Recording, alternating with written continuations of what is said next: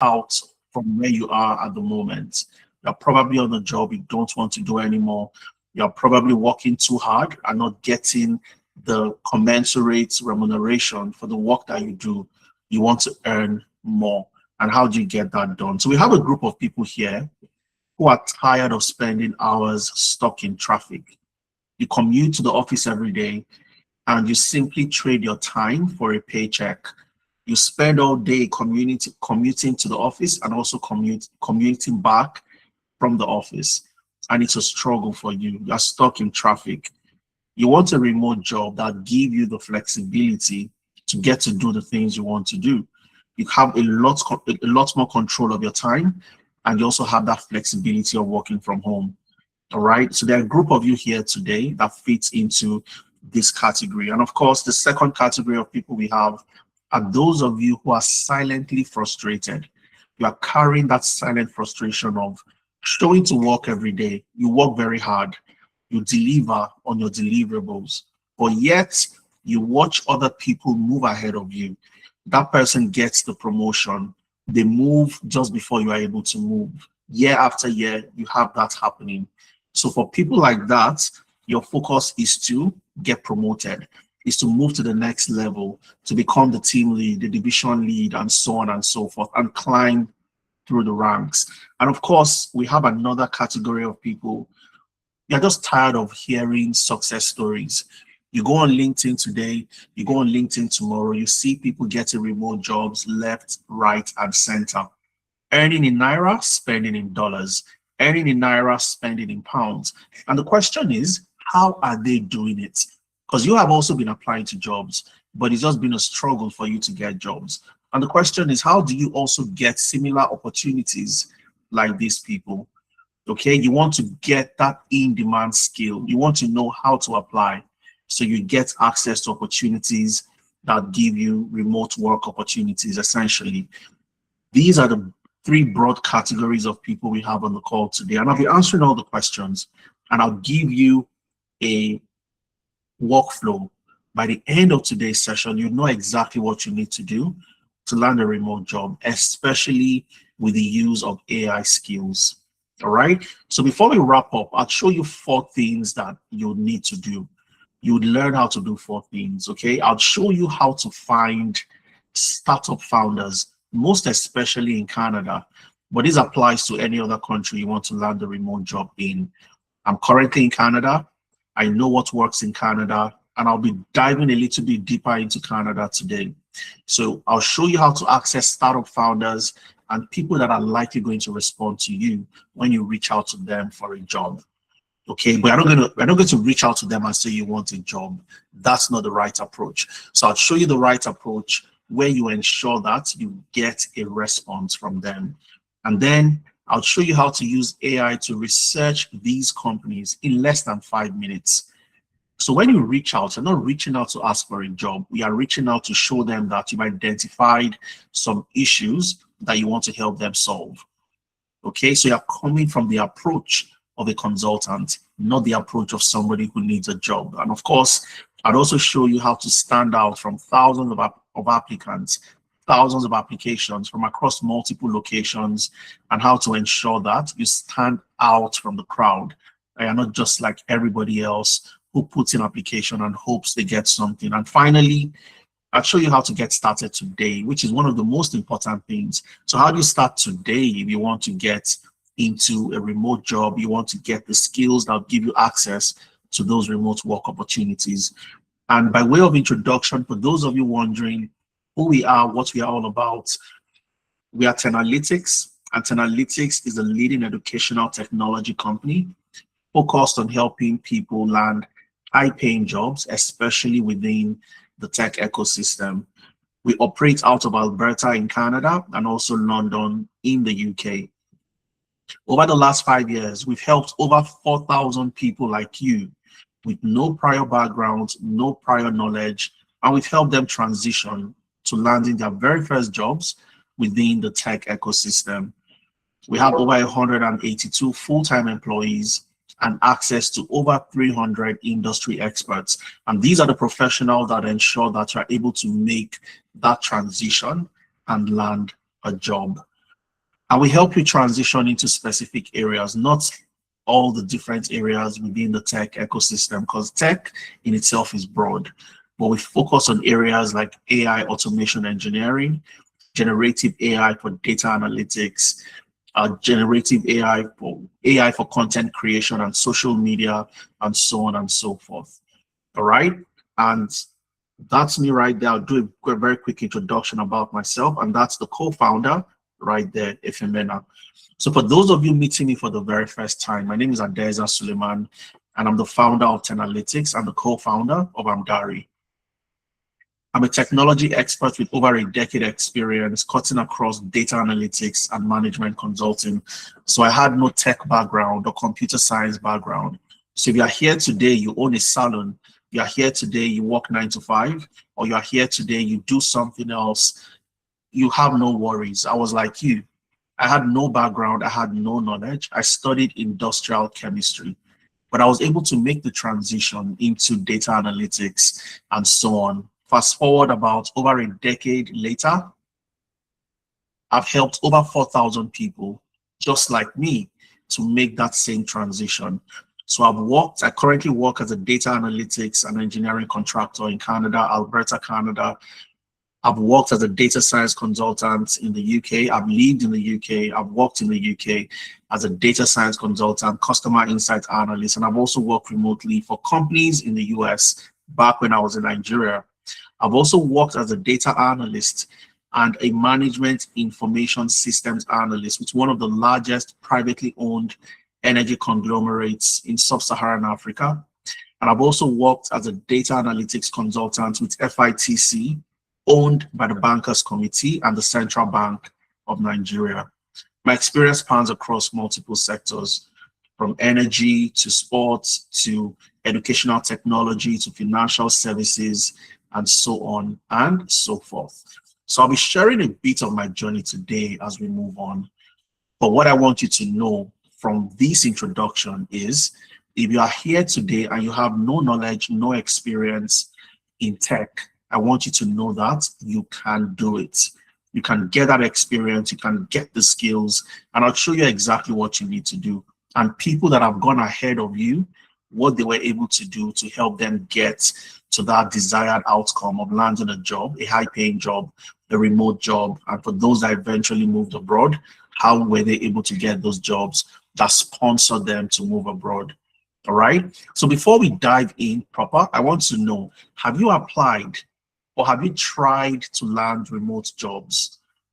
Yes or no? I want you to type into the chat. Have you tried to land remote jobs? You can type in a yes, you can give me the thumbs up. Preferably, I'd like you to type so I can see your feedback. If you've tried to land remote jobs, type a yes into the chat. I can see some yeses. I can see a lot of no's. I can see yeses. Fantastic. Oluwatomisin says severally. Oluwatomisin, have you been able to land a remote job yet? Have you been able to land a remote job yet? Oluwatomisin. Not yet. Okay. So yeses and no's, yeses and no's. So if you've never tried it before, you'll be learning something new today. If you've tried it before, I want to know, how easy is it to land a remote job, especially when you apply from Africa?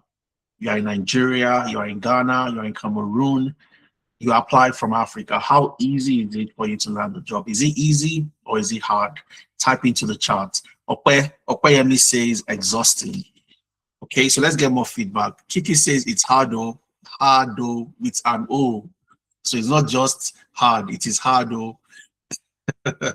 Oluwatoyin says very hard. Petia says, it's very hard as well. Absolutely. So I like to get this I like to ask this question to know.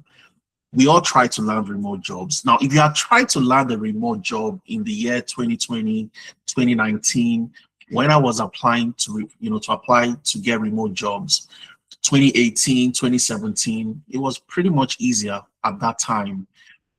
It's a different ball game today. If you're applying to land a remote job, it's a different ball game. Emanuela is saying you see it, you apply, and you never get a feedback. So you just locked up. All right, so I'll tell you what you need to do today, Emanuela. Okay, Abraham is saying I easily bag remote jobs within Nigeria, but internationally, no. So what Abraham is saying is that he gets jobs within Nigeria that are remote. So perhaps you live in Lagos, you live in Port Harcourt, and you work for a company in Abuja. All right, but when you try to apply to jobs internationally, you want to get a job in the US, you want to get a job in Canada, in the UK, you really don't get those opportunities. And I'll show you why you are not getting those opportunities and what you need to start doing. Okay, so many people in Africa, Nigeria, Ghana, everywhere, approach remote jobs the wrong way. I've done that before. I've made those mistakes. If you use the same strategy in 2019 or 2018, today in 2026, you'd never get that job. So what did I do when I got my first remote job working from Nigeria, Lagos, Nigeria, working for a company in the US? And what I helped them do, I was working remotely. I was helping them convert their Tableau reports. So they had reports in Tableau, and I helped them convert their Tableau reports to Power BI. That was why they hired me. Okay, so that was the role I did from Lagos, and I worked for the company in the US. Fantastic salary, it was absolutely amazing. And that was sometime around 2017, 2018. I applied. I saw the job online, I applied, and I got the job. If you try that today, you'll never get that job. All right, so what people do and what most people do today is using the same strategies, multiple applications, hundreds of applications. You see a job, it comes with remote, you apply, but you don't get any response at the end of the day. You go to remote job boards, there's so many of them. In fact, I'll be sharing some of them with you today.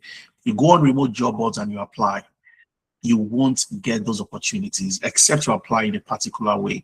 But even if you apply in the best way possible, when you apply to jobs, the company has advertised and you go ahead and apply, you only stand a 40% chance of getting that job, or you are only applying to 40% of the jobs available. So it means you are losing out on over 60% of opportunities.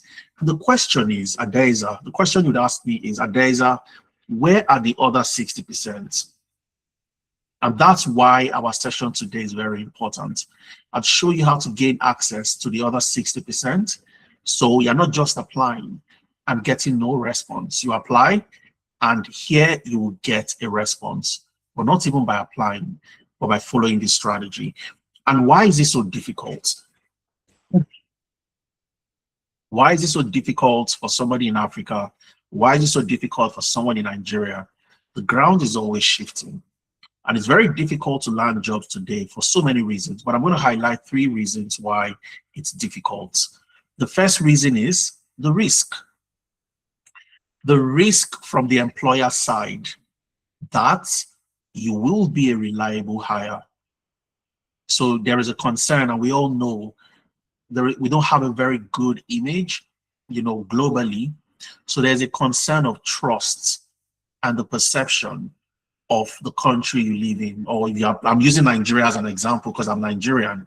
So there are concerns around fraud, identity verification. Are they sure you are the person you say you are? Are they sure they're speaking to the right person? And so on and so forth. That's a major issue. There are communications concerns. Would you integrate into the team properly? Would you be able to communicate effectively? Because since you work remotely, communication would be a major part of how you interact with the team and get your job done. And of course, you have infrastructure concerns. That's a major one. I have seen that play out firsthand because I'm also a recruiter. I have 3 startups at the moment, and I also help organizations to recruit. So I know clearly one of the major issues you'll find from candidates in Nigeria is what? Power outages and internet reliability. It's always a problem. It's always a challenge. Now, this is number one risk, number one reason why it's difficult to say a yes when that candidate comes from Africa. You also have logistics, which simply means, can we practically employ this person and can we manage them? So there are time zone issues. Currently, it is 1:18 my time, 18 minutes past 1 p.m. my time in Alberta, Canada. In Nigeria right now, that's plus 7 hours. So you're probably around 18 minutes past 8 p.m. So imagine you work for a company in Canada. Work is just starting right now at the moment. Okay, so it's still early. It is just 18 past 1. Okay, but it's 18 past 8 your time. So time zone issues can also be, that can be a challenge as well. All right, and of course, you also have issues with payroll and the complexity of managing payroll. How do we pay you? Do you have an account that can accept Canadian dollars? Do I have to convert Canadian dollars to Naira to pay, and so on and so forth? These issues exist. And of course, you also have the issue of competition.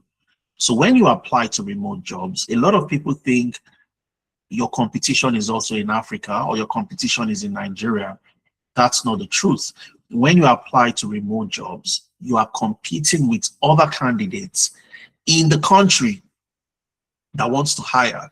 You're competing with other candidates in other countries, India, Philippines, in Poland, South Africa, Brazil, and so on. So you're a Nigerian or you're a Cameroonian or a Ghanaian competing with other nationalities for that job in the US. Okay, and of course, many of the candidates you're also competing with have specific skills that you probably don't have. They have specific assets that you probably don't have. For example, they have strong personal brands on LinkedIn. Again, they have strong portfolios and you don't have one. So how do you compete with somebody who has evidence? A portfolio is your evidence that you can do the job. So imagine you're in Nigeria, number one, things are stacked against you. Now imagine you're competing with somebody in Brazil. You don't have a portfolio, that person has a portfolio. How do you get ahead of that person who has everything that you don't have? So these are some of the reasons that makes it so difficult to land jobs. Okay, but are people still landing jobs from Africa, from Nigeria, from Ghana, from Cameroon, and so on and so forth? Absolutely. People are landing jobs every single day. And I'll show you how you can start to overcome these challenges and get opportunities. So even though employers abroad, employers in the US, in Canada, would have a specific perception about a candidate applying from Nigeria, there are ways to go about that. And I'll be showing you how to do that. And that's exactly what a candidate like Olusegun. I like using Olusegun's experience because it resonates with so many people. Olusegun was an operations manager in Nigeria. Today, he's no longer an operations manager. He's now an AI automation engineer. And he works for a company in Canada. Now, what did Olusegun do? Olusegun he worked for a company in Lagos, Nigeria, a logistic company. He had a background in finance, but he wanted more, just like so many of you want more. You want to get the opportunity to work remotely, earn in dollars, spend in Naira, and so on and so forth. So what did Olusegun do? First of all, he learned a skill that would ensure he's competitive. Because you work in logistics like Olusegun does not mean you can get a job in a logistic company in the US or a logistic company in Canada. That would be going the wrong route. So one of the first things you want to do is identify what type of skills and what roles are employers in that country looking for. And if you have those skills and you fit into those roles, it becomes a little bit easier for you to position yourself for that job. And that was exactly what Olusegun did. Olusegun learned AI automation engineering. He started his journey in November 2025. And after 8 weeks, 2 months of learning AI automation engineering, completed his program in January 2026. And the same month he completed the program. He landed a job as an AI automation engineer with a company in Canada. He started in January this year. That's immediately after finishing his learning. He got this job. He worked on a 4-month contract from January to April, on a 4-month contract, earned phenomenal salary, did very well for himself. And then in April, he set up his own company, his own AI automation company. So where he helps other businesses to automate their processes. Now, this is Olusegun's story. Like I said, the question is, are people still getting these jobs? Absolutely. So this is Olusegun, worked for this company in Alberta, Canada. He worked remotely from Lagos, working for the company in Canada, worked for 4 months, and went ahead to set up his own company, Luxeron AI Studio. I'm going to play Olusegun's video because I want you to hear him out. I want you to listen to his journey, listen to his story on how he was able to do this. And I'll also share his LinkedIn profile. We're going to go through that before the end of our session. Okay. Now, one of the ways or strategies Olusegun followed to get this job, he didn't just apply. There was no position that was opened and he just went ahead to apply and he got an interview. No. I'd show you the strategy that Olusegun used, and it's a strategy that covers the other 60%. Remember, the other 60% I talked about, when you apply to jobs generally on job boards, you only stand a chance of applying to jobs, only 40% of the possible jobs available. So it's like having a pot of jobs, 100% right here, but you decide to only apply to 40% of the jobs instead of every single type of job available. So I'm not saying don't apply. I'm only saying you have to apply and then you have to do something else. All right. And this is what you have to do. So before I tell you the strategy, I'll give you a very quick story on why this strategy is very, very, useful and important, and why it also gets the results that it gets. I had a conversation with somebody that was in 2024, and I'll tell you the story, what the conversation was all about. She's a founder. She owns a company. She owns a company that helps doctors, physicians, doctors in Canada to calculate the amount they charge the government. So the government would pay the doctors based on the number of patients, the type of care that they provided to patients that visited the hospital. All right. Now, it was difficult for these doctors to calculate the exact amount because the doctors are always busy with so many things.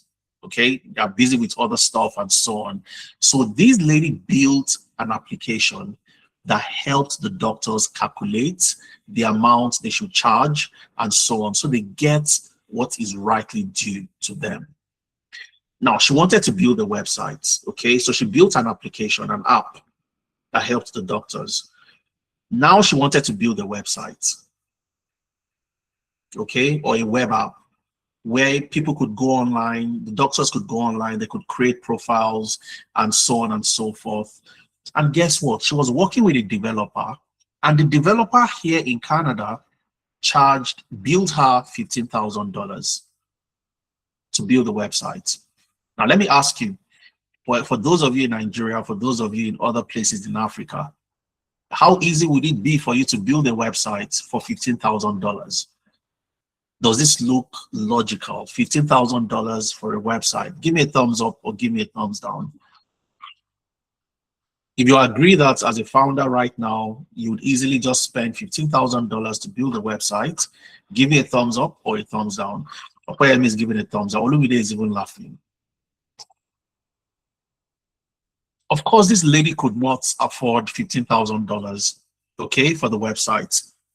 But guess what? She went ahead with this particular developer because, of course, he's in Canada. He charged a lot more, invoiced her $15,000.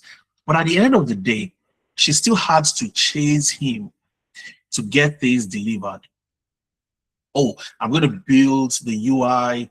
I'm going to get the the landing page ready in 2 weeks.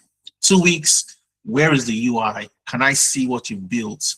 And he kept on posting and posting. So she had to chase him for her to get anything from him. And she was complaining to me and said, Adeza, this is what I'm going through. This is what this person has invoiced me, $15,000. I've paid a deposit and I have to chase him to get work done. And I said, let me look at what he's built so far. And I was highly disappointed. Is this what he charged $15,000 for? She said, yes. And I told her immediately, I'll get somebody for you that will do it for 50% of that fee, which is what? 7,500. And she was so excited. Are you sure? I said, obviously, I'll get somebody and I'll share his portfolio with you. And if you're okay with it, then you can go ahead with him. And I recommended this guy from Nigeria. His name is David. David built the website, did a far better job, because 7,500 for a job that was going to take less than a month for David to complete. It was a fantastic, income for him. I connected her with David. David built the website for her. She paid 7,500. She was happy. David was happier, and everybody went away happy. And it was then she realized that, hey, I don't have to get talent from only Canada. I can actually get talent from other countries. And I tell you, I kid you not, this is the reality for so many founders in Canada. They have different projects. They have tasks and deliverables that they want professionals to work on. It's so expensive to hire somebody here in Canada to get that job done. But you can get somebody in other countries. You might not pay the exact same amount you pay in Canada, but you pay something far above what is obtainable in Nigeria, for example. So the job David did for 7,500, if you're going to do that same job in Naira, and I know because we have a lot of platforms that we've built, this same job would have not cost anything more than, let's say, 3 million maximum to get that thing built, because it was a simple interface. 3 million Naira was what it would have cost, but 7,500 is about ×3 of that. Okay, so you're paying good money to the person living in the country. The person is earning fantastic salary, and it's also not breaking the bank for you as a founder in Canada. And there are so many people like that looking for you and looking for professionals. So one of the first things you need to do, I needed to establish that for you to know clearly the exchange rate affects the payment. Absolutely. 7,500 Canadian dollars is roughly 7.5 million. For a job that would have cost 3 million, and you got 7.5 million for that same job, that's a win for you. Okay, so not US dollars, it's actually Canadian dollars. Okay, so there are so many professionals, so many businesses, so many founders, so many co-founders that are looking for professionals like you to get them on their project, get you on their project, and you get to earn phenomenal salary. But the question is, how do you find these people? How do they find you as well? And how do they know you can do the job for them? And I'll tell you exactly what Olusegun did, the strategy he deployed, and the strategy you can also deploy to any company anywhere in the world to get their attention. And we're going to use LinkedIn. Okay, and before I give you the strategies step by step, it's going to be a practical session. We'll do it together. But let me ask you this question. If you want to get a job and this person has no clue who you are, okay, and you're considering 2 founders, okay, so let's say 2 founders. One founder is American or Canadian. Another founder is Nigerian. And you reach out to the both of them. Who do you think would give you an audience to say, okay, let me have a conversation with you based on what you've sent to me? So you've positioned yourself as somebody who can provide value to that company. Who do you think would easily, you know, get you a feedback, listen to what you have to say, and so on? Just type in the chat. I'd like to know what you think about this. You are in Lagos, Nigeria. You apply to a company in Canada. One is a company that is owned by a Canadian. The other one is a company owned by a Nigerian. Who do you think would easily adhere themselves to you? Type into the chat. Esther says the Nigerian. Sylvester says definitely the Nigerian. Absolutely. That's the power of connection and also the power of established understanding. They understand you, they understand the Nigerian, and they know, and they'll give you that opportunity. And I know because I'm also a Nigerian founder in Canada, and we hire hundreds of professionals from Nigeria. Okay, so absolutely you're correct, and I agree with you. Now, I want to ask another question. Let's assume you apply to a company or you reach out to a company. One is a startup of about, let's say, 10 to 50 employees. And the other one is a major corporate. Okay, so a major corporate, a major organization with thousands of employees. Who do you think would easily reach out to you? The startup with 10 to 50 employees or the major corporates with thousands and thousands of employees? If you reach out to them, Olumide says the startup, Oluwatomi saying the startup, small scale, Beloti journey, absolutely. So now we agree and we understand that there are certain things you have to take into consideration. And this forms the basis of our strategy. So first of all, I'm going to reach out to a Nigerian in Canada. If I'm targeting Canada, for example, or if I'm a Cameroonian or a Kenyan, I'm going to reach out to a Cameroonian, a Kenyan in Canada or in the US, as the case might be. And I'm not just going to reach out to any organization. I'll target what? The startups. That's the basis of our strategy. Okay, so you target African, target Nigerian founders in Canada, and there are specific search terms we'll use, some keywords, and we're going to practice them. We'll use them practically on the call today, and we'll see how they work. Okay, so we are targeting organizations with 5 to 200 employees. Some organizations that have been recently funded or not, they are actively hiring. They have a strong LinkedIn presence, or they have a LinkedIn presence. Okay, we look for people in Canada. We filter for those in Canada, first degree connection, second degree, third degree connection. All right, and we use keywords like Nigerian founder in Canada, Nigerian founder in Toronto, African founder in Canada, Nigerian founder in Calgary, in Vancouver, in Edmonton, and so on and so forth. When we now get the list of founders, what do? We start to reach out to them. Okay, so let's go on LinkedIn first, and we'll start the process of how to get across to people like this. And when we get across to them, what do we do? For so many people, and I get this all the time, people reach out to me all the time. If you say things like, oh, do you have job openings? I'm looking for an internship. I'm looking for a mentor. Can you help me get a job? And these are the things you are leading with. You're going to struggle for a long time to get their audience, because that's not what they have to offer. It's a waste of time for them.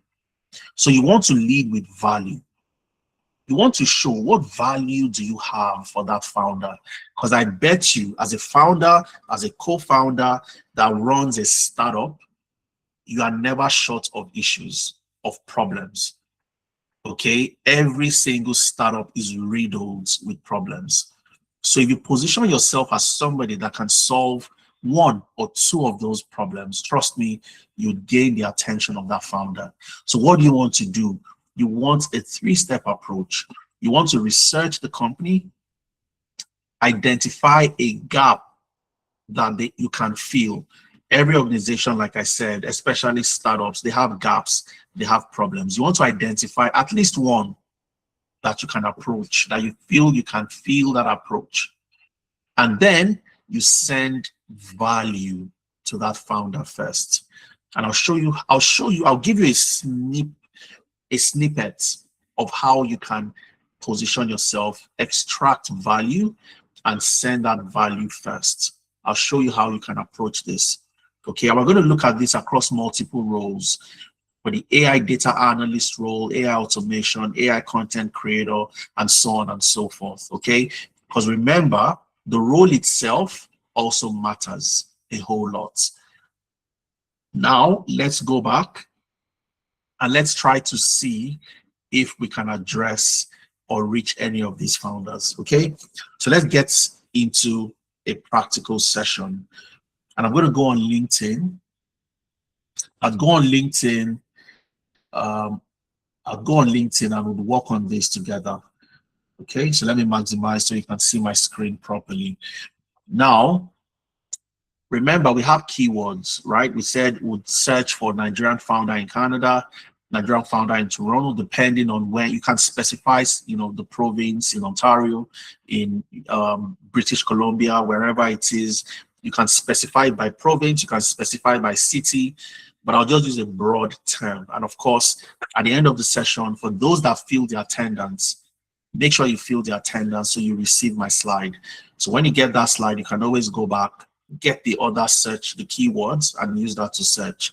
Okay, so I'll simply come in here and I'm going to type in the search bar, I'll type Nigerian founder Canada. Okay, so I can simply just type Nigerian founder Canada. Okay, and I select that, or I type it in and I hit enter. Nigerian founder Canada, and they're going to pop up for you. Okay, a whole lot of them. Let me know if you can see my screen boldly, or would you want me to expand it a little bit? Just type in the chat if you want. Let me know what you want me to do. If it's bold enough for you, give me a thumbs up. If it's bold enough, okay. Manuela says I can't see anything. I'm using a big screen, so because the screen is wide, it looks a little bit small. So I want to be sure it's not small on your own screen. Let me maximize this a bit more. Okay, so here we have, you'd see different founders. We can go ahead and filter. We can filter more. We can click on people. We want to see just people. Okay, so I can click on people, for example. That's to apply a filter. Okay, I click on people. And once I click on people, it's going to show me different founders in Canada. And I can start to browse and see the type of organization, the industry, the sector. This is Olusoya at Deniro. Olusoya, for example, appears to be in the United Kingdom. Perhaps he has a company in Canada, and that's why he appears here. So I don't want to approach Olusoya.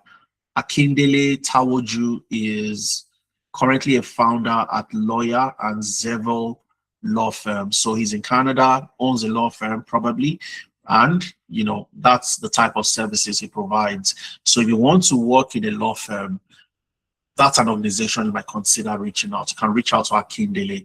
And if you look at the names, you'll know that these are Nigerians. They're Nigerian names, right? This is Emmanuel. Emmanuel is in Victoria, BC. We can check and see what Emmanuel does, if he's the founder of this company or he's currently working somewhere. And there's so many other people like that. You can see what they do and you can reach out to them essentially. You have Esther Ijewere. She's a founder, media communications consultant. Let's check out Esther and see. Okay, so I right click on Esther, I open up in a new tab, and this gives me Esther's profile. Okay, it gives me Esther's profile. So I can see what Esther does. Esther Ijewere is, let's see the company itself. So you can read what she does. She's a multi-award winning media strategist. She's a founder, she's a speaker, and so on. Okay, so we can see what our company is all about. Women of Rubies, that's the name of the company. It's in Toronto, Ontario, Canada, and it's been in operations for over 10 years. So this is not, it's a company that is well established. We may want to reach out to this particular organization, reach out to Esther directly and get her attention. Okay, so maybe we'll use Esther as a case study.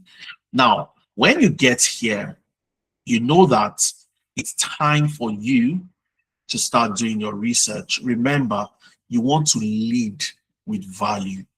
You're not reaching out to Esther or connecting with Esther and asking Esther for a job. No, that's not the approach to take. I don't know Esther from anywhere. This just appeared, and I'm showing you the exact same thing you'd see when you use the keywords to search. All right. So what do I do? First of all, I want to connect with Esther. Okay, I want to connect with her, and then I can start researching into her company and so on and so forth. Now, for most people, when you want to connect to someone, especially someone you don't know, always use a note. Okay, so when you connect, you see connect right here. Connect if you know each other. Okay, sometimes it might not appear here, it might appear under the more button. So if you click on more, you'd see connect as well.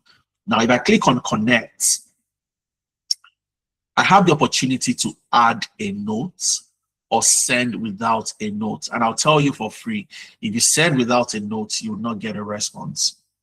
You'll hardly get that connection.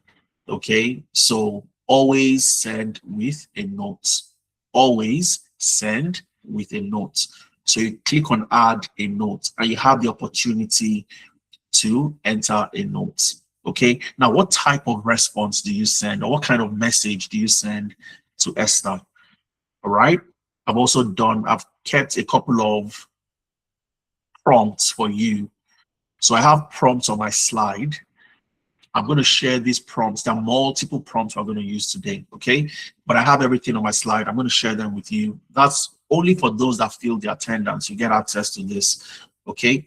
So you simply, hi, Esther, I've been following you. I've been following what you're building at your company, Women in Rubies.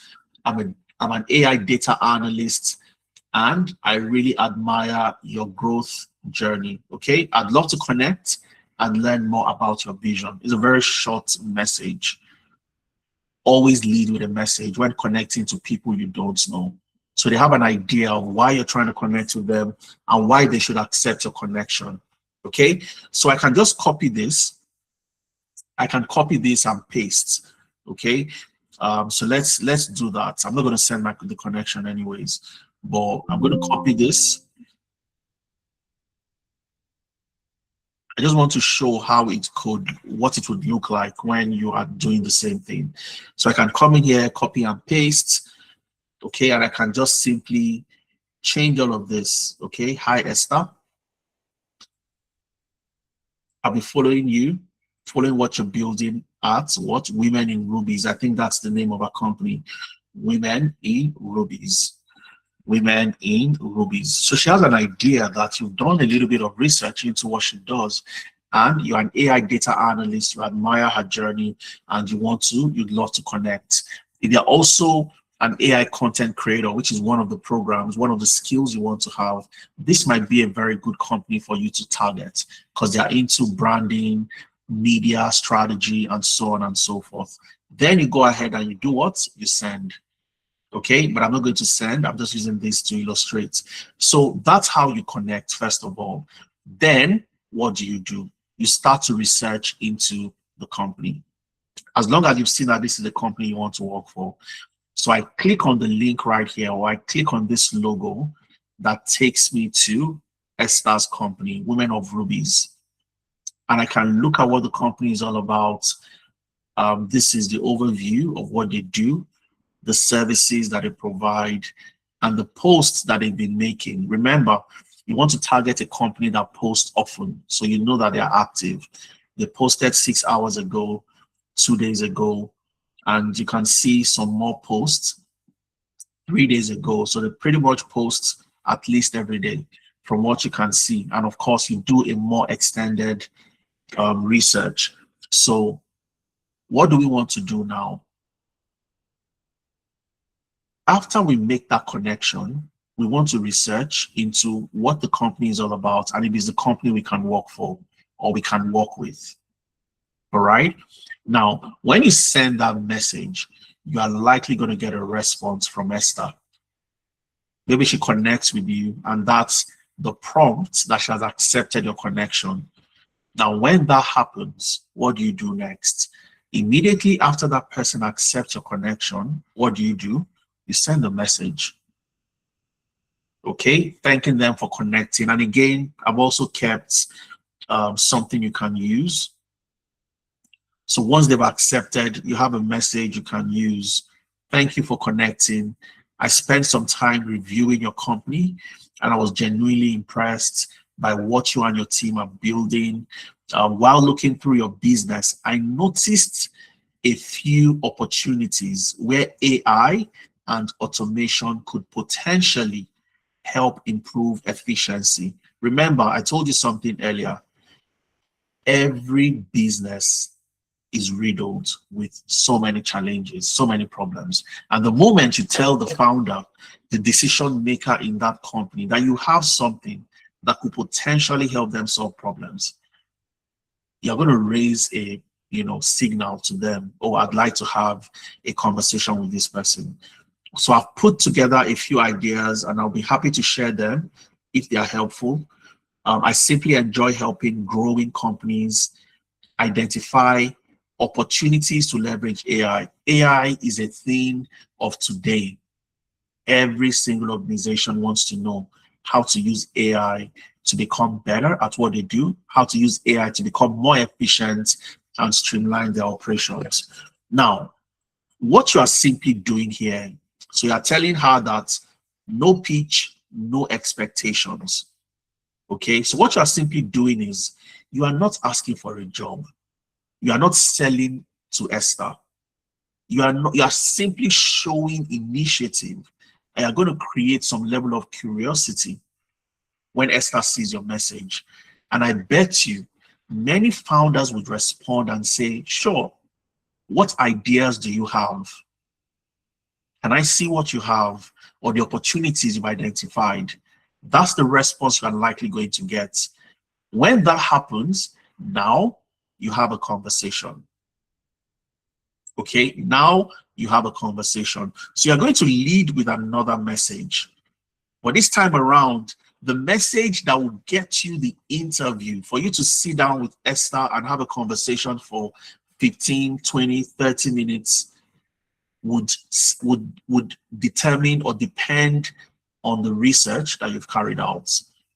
I also have a message you can send. I've kept that right there. Again, you're going to have access to this for free. I'm going to send them. There's so many more, okay, with the prompts and all of that. I'm going to share that with you. And here you are simply saying that, I noticed you have a team.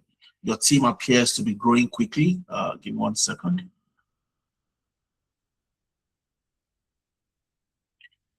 I need to use my pen so you can see what I'm reading. Okay, so your team seems to be growing. You and your team are building. Your team is growing quickly. While looking through your business, I noticed a few opportunities. Sorry, I think I'm reading something else. After reviewing your company, I identified 3 areas where AI could create immediate value.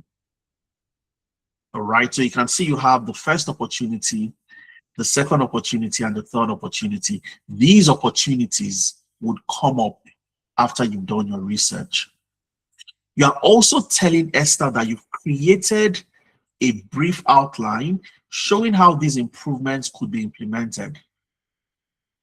And you'd be open to a 15-minute conversation. You're asking, Esther, would you be open to a 15-minute conversation sometime next week?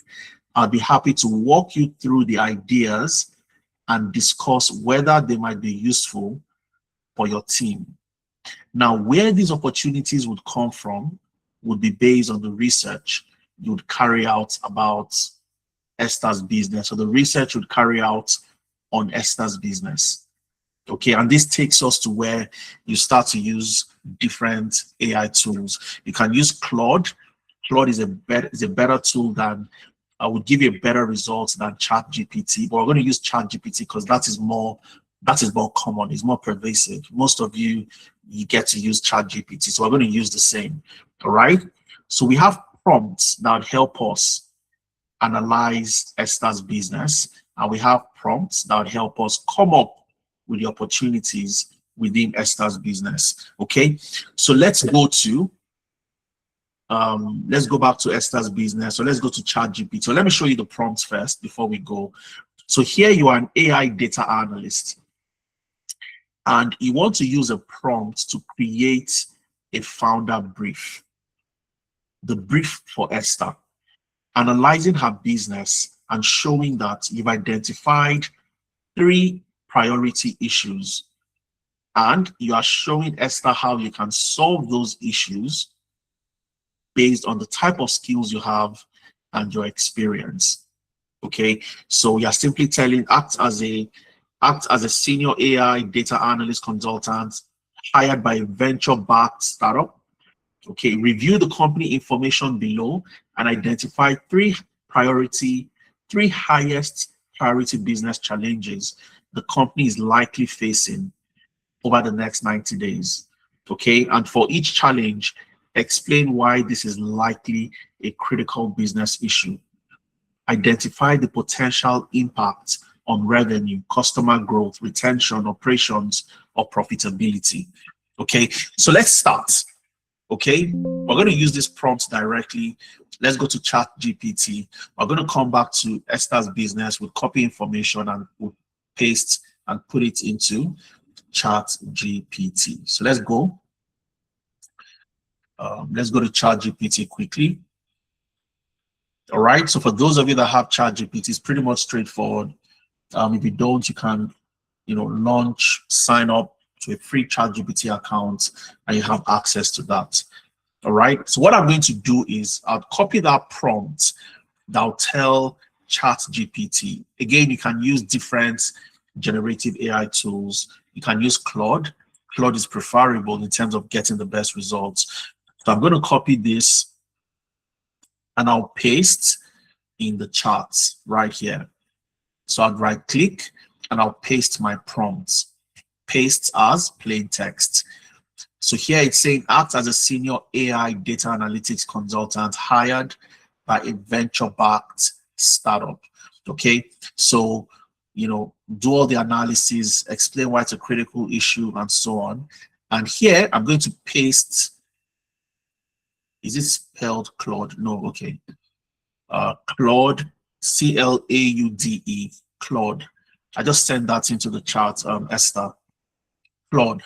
So if you search for Claude online, let me just do the search and you'd see Claude.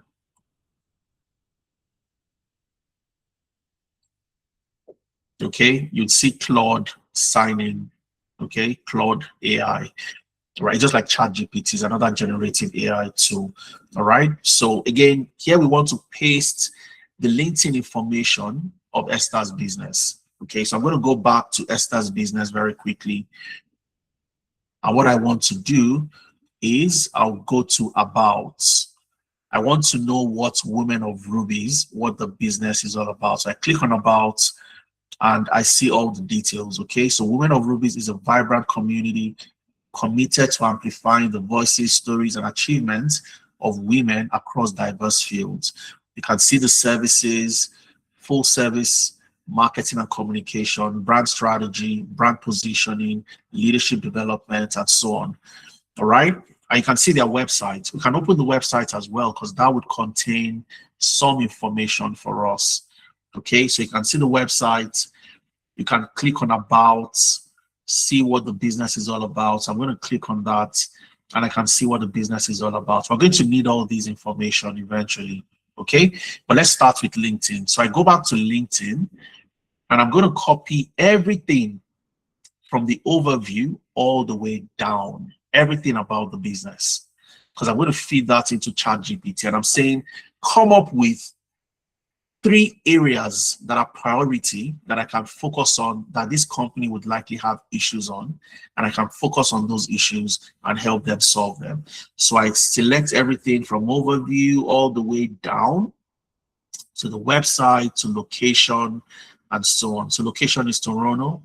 I select everything and I right click and I copy. Okay, so I copy. So after copying this, I go back to ChatGPT. All right, so let's go back. And where we have paste LinkedIn company description, I'm going to paste the company information right here. Okay, so I'm going to paste it right here. Right click, paste as plain text. Okay, so you have all the information right here, but I want more. So I'm going to go down, shift and enter. I go down a little bit and I'll go to the website as well. Now, you can also search for this company online in the news. If they are on the news, if they've done anything recently, as much information as you can get, search, get the information, paste it on ChatGPT, gives ChatGPT more context. Okay, so I go back to the website. So I've copied LinkedIn information, right? Now I go back to their website and I'm going to copy everything again about us.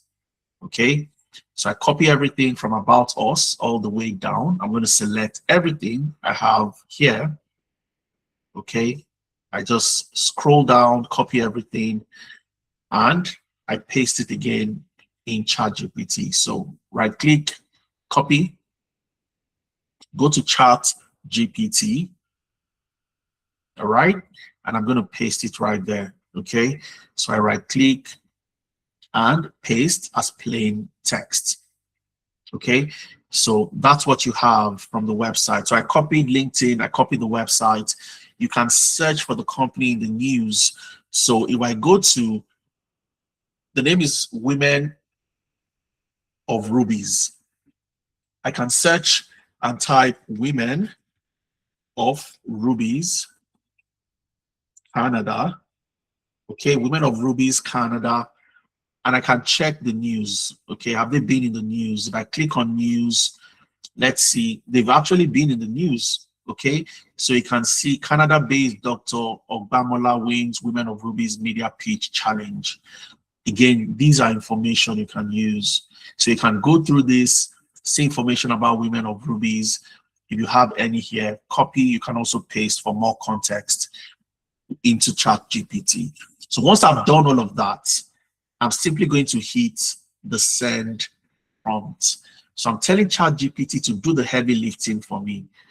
Okay, do the heavy lifting, highlight any signals from the company's profile that supports my conclusion, recommend an AI data analytics solution, identify a quick win that could be implemented within 30 days, estimate the business value. So all these things ChatGPT will do for me.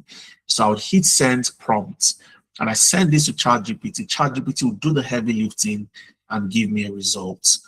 Okay, and remember, we want 3 priority areas, and ChatGPT has given us the first priority. So there's an executive assessment based on the company profile. Women of Rubies appears to be transitioning from a mission-driven media community platform into a scalable revenue-generating empowerment and communications business with a small team of 2 to 10 employees, and so on and so on. Okay, so what's the first priority? Low conversion of audience into paying customers. And ChatGPT is giving you why this might likely be a critical issue for Women of Rubies. And more importantly, it will give you suggestion on how you can solve this problem for Women of Rubies. Every business owner would want to look at anything that has a potential on revenue, potential on customer growth, potential on profitability. If you can provide them with a solution or something that looks like a solution to solving this problem for them, they would want to have a conversation with you. All right, so you'd see where there is a quick win for you and how you can, start to help them solve the problem. Why prioritize immediately? Of course, the founder cannot scale if they've not solved the issues that ChatGPT has found. And the second priority area is what? Founder dependency and service delivery bottlenecks.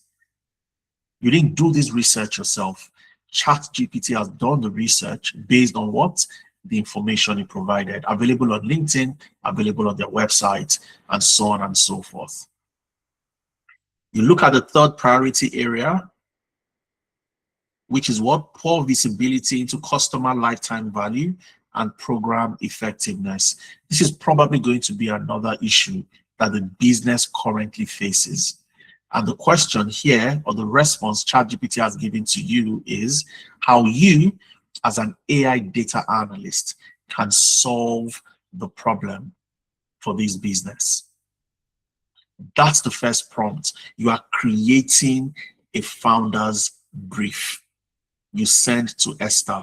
This approach positions you not as an employee, not as somebody looking for a job.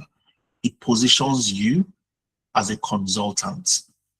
And many founders would hire consultants before they even hire employees. Do you know the reason why founders would prioritize consultants ahead of employees? If you know, type into the chat. Why do you think founders would prioritize consultants as opposed to hiring employees? If you know the reason why, just type into the chat. I'd like to know your thoughts.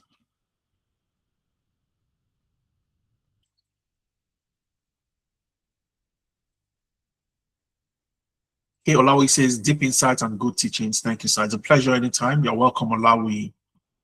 I want to know, tell me, why do you think founders would hire consultants before they consider hiring employees? If you know the reason why, type into the chat.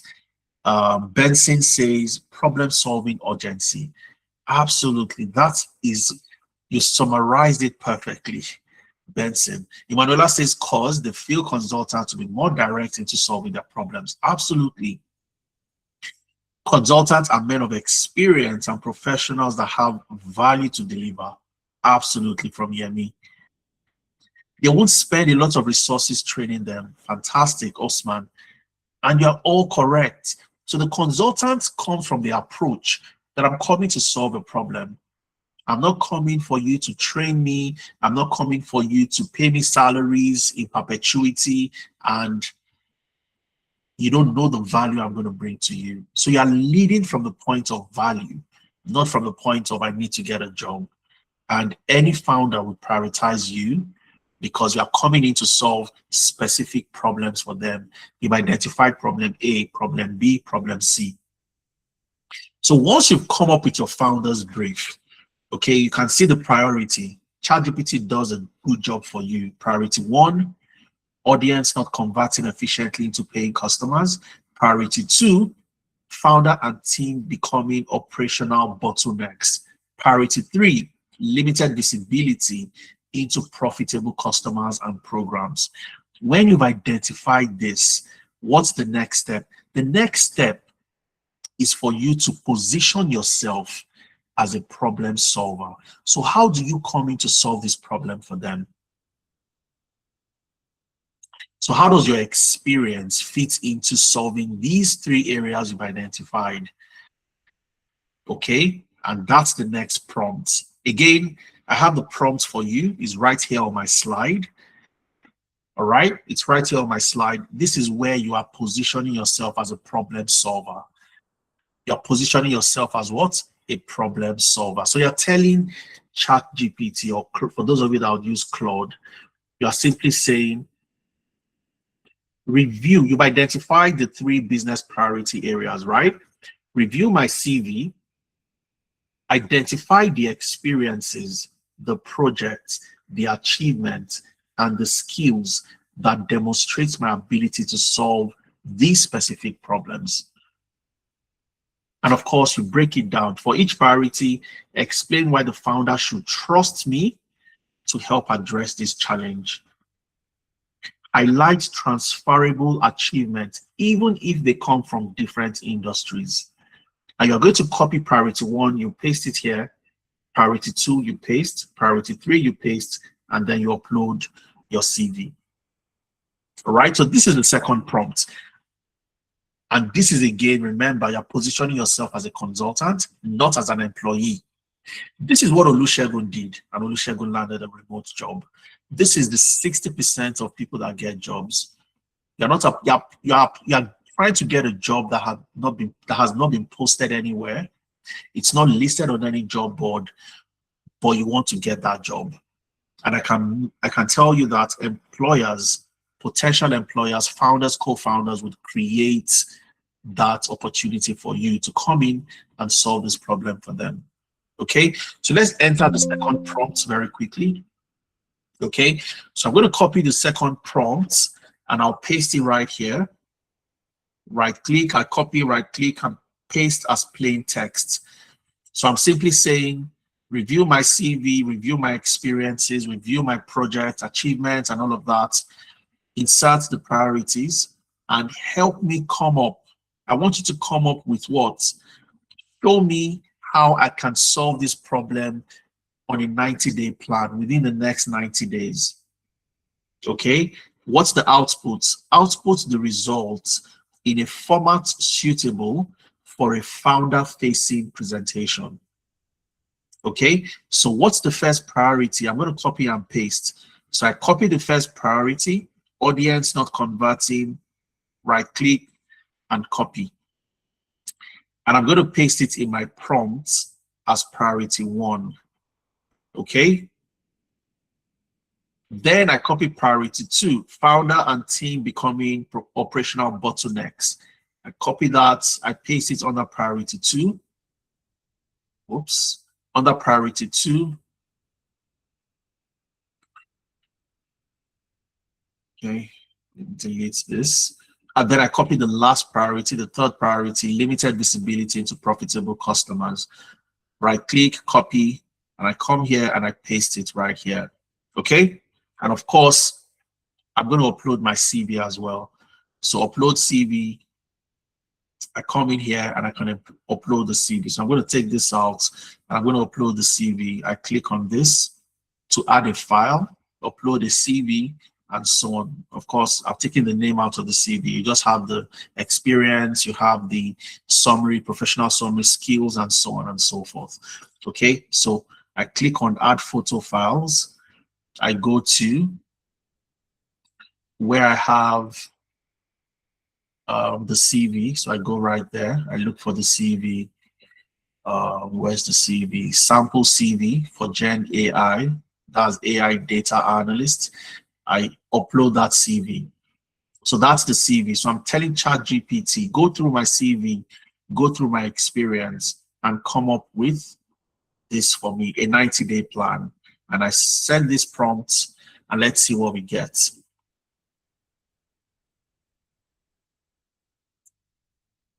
Okay, so you have an executive summary. All right. The first priority, audience not converting. You can see the strongest indicator is their experience performing customer segmentation and identifying revenue drivers for customer behavior.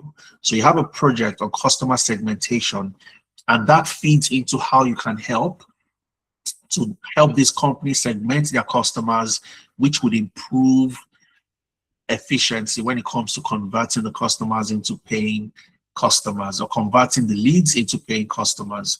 Okay, so you have that right here: relevant experience, customer segmentation, e-commerce revenue analysis, and so on and so forth. So ChatGPT has done what? It has looked at your CV, your skills, your experience, your project, and it has mirrored it to how you can solve the problem for this business. Priority 2. Okay, and if you scroll all the way down, you have priority 3. Now, another prompt you want from here is, and because of time, this is the last prompt we're going to look at. And another prompt you want from here is a prompt to do what? Create a slide deck. Remember, you want to request from Esther that you want a 15-minute presentation where you can share the things you found out about her business and how you can solve those issues for her using your AI skills as an AI data analyst. Okay, so what do you want to do now? You want to use another prompt to help you generate your slide deck. So what would your slide look like? All right, and you are simply, so here you have how your CV fits into solving the problem. Okay, ChatGPT has done it for you. Higher confidence is what? 8/10, 80%. That's the chance of getting this job. All right. So we're going to use everything ChatGPT has generated so far. We're going to use that to develop a slide. And this is the prompt you would use to develop that slide. Okay.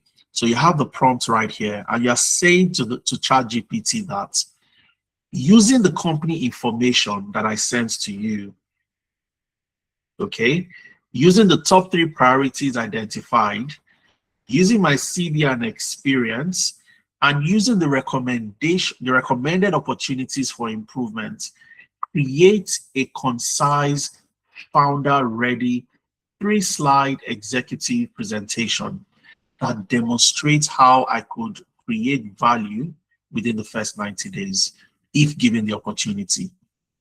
And you go ahead to break down what slide 1 should contain. You break down what slide 2 should contain, and you break down what slide 3 should contain. And you are telling ChatGPT exactly what you want. End with a short executive summary. The presentation should be concise enough that a founder can review it in under 10 minutes. The tone should be strategic, confident, evidence-based, and consultative. This is the final prompt we're going to use. And if you look at how we started, we didn't start by just reaching out and saying, I'm looking for a job. No, we started by connecting. We researched into the company, identified 3 priority areas, connected our CV and experience to how we can solve those areas identified. And finally, we want to come up with a slide deck. Okay, so I'm going to copy this very quickly. I will go back to ChatGPT. So I'll copy the first prompt, Control C. I come right here and paste it, Control V. That's the first prompt. You can see slide 1 should talk about key business opportunities. Now I'll copy the next couple of prompts from slide 2 to slide 3. So I do the same. I'll copy this and I'll paste right here.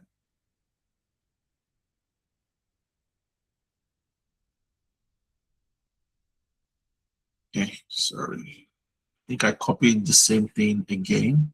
So let's paste slide 2 to slide 3. Okay, so slide 2, slide 3, you can see that right there, and all the things you want. Now you are telling ChatGPT to end with a short executive statement. The presentation should be concise. It should be able to, she should be able to review under 10 minutes. The tone should be strategic. It should be confident, evidence-based, and so on. And then I go ahead and I send the prompt. All right.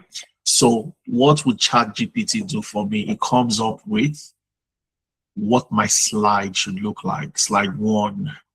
Okay. You have the different opportunities. Slide 2, why I am positioned to help. And of course, you have the third slide, my proposed 90-day value creation roadmap. You can use another AI tool that will build your slide deck for you. And there are 2 tools you can use. You can use Notebook LM from Google, or you can use gamma.ai. Okay, so if you search Gamma, Gamma-AI, Gamma AI, Gamma would build your slide for you in less than 60 seconds. All right, we're not going to get into that because of time. Now, when we've done all of that, remember that prompt. When we've done all our research, we go back to that prompt at the beginning where we want to tell Esther that we've identified opportunities. So we go back to Esther and then we send Esther this prompt. After reviewing your company, we sent her this message rather. After reviewing your company, I identified 3 areas where I believe AI could create immediate value. Opportunity 1, you talk about that. You copy your priority area 1, you paste priority area 2 and priority area 3. And when you've done that, you send it to her. And you're simply saying, I want a 15-minute conversation with you next week. Let me show you how this can be useful to your team. That presentation that ChatGPT has created for you, and you create your slide deck. that is what you get to present to Esther. Okay, and maybe what I'll do is, let's see, we can create, I'm going to copy that and I'll paste it on Notebook LM, and we'll come back before the end of our session and I'll show you what it looks like, how Notebook LM would create our slide for us easily for free. Okay, so let me copy this. I'm going to copy what the slide should look like from ChatGPT. Okay, so let's copy all of this. I'm going to copy everything, every single thing.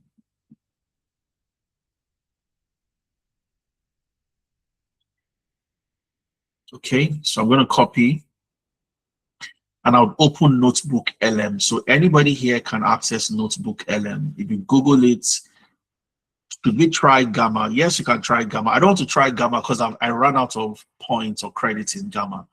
Okay, so for me to show you Gamma right now, I'd have to subscribe and pay for it, and you might have to do the same. Okay, so you can use Notebook LM.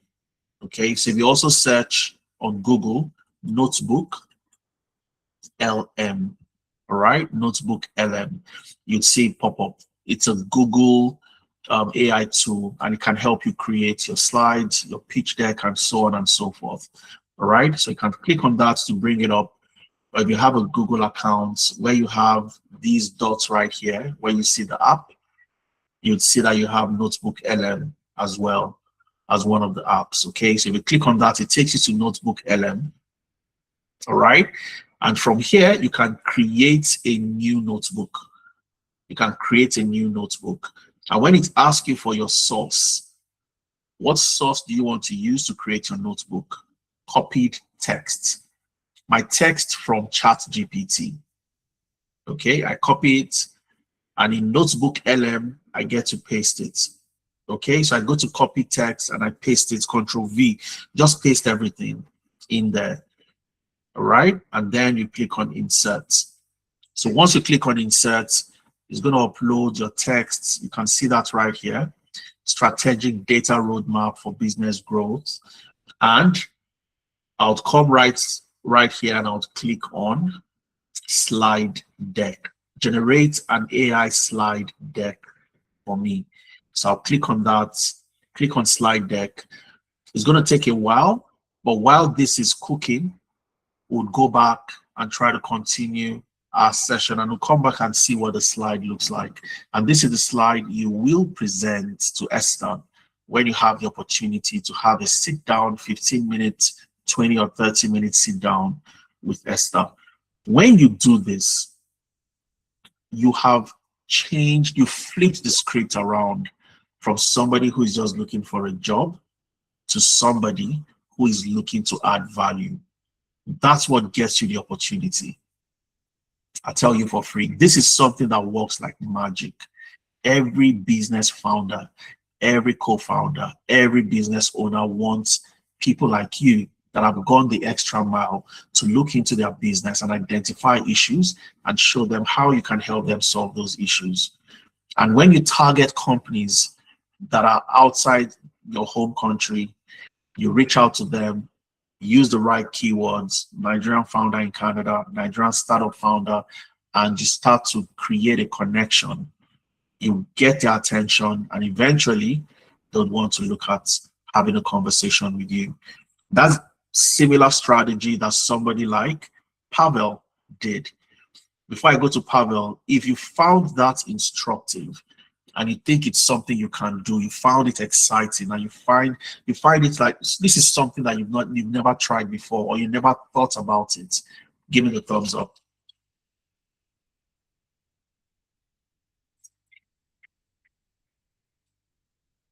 Fantastic.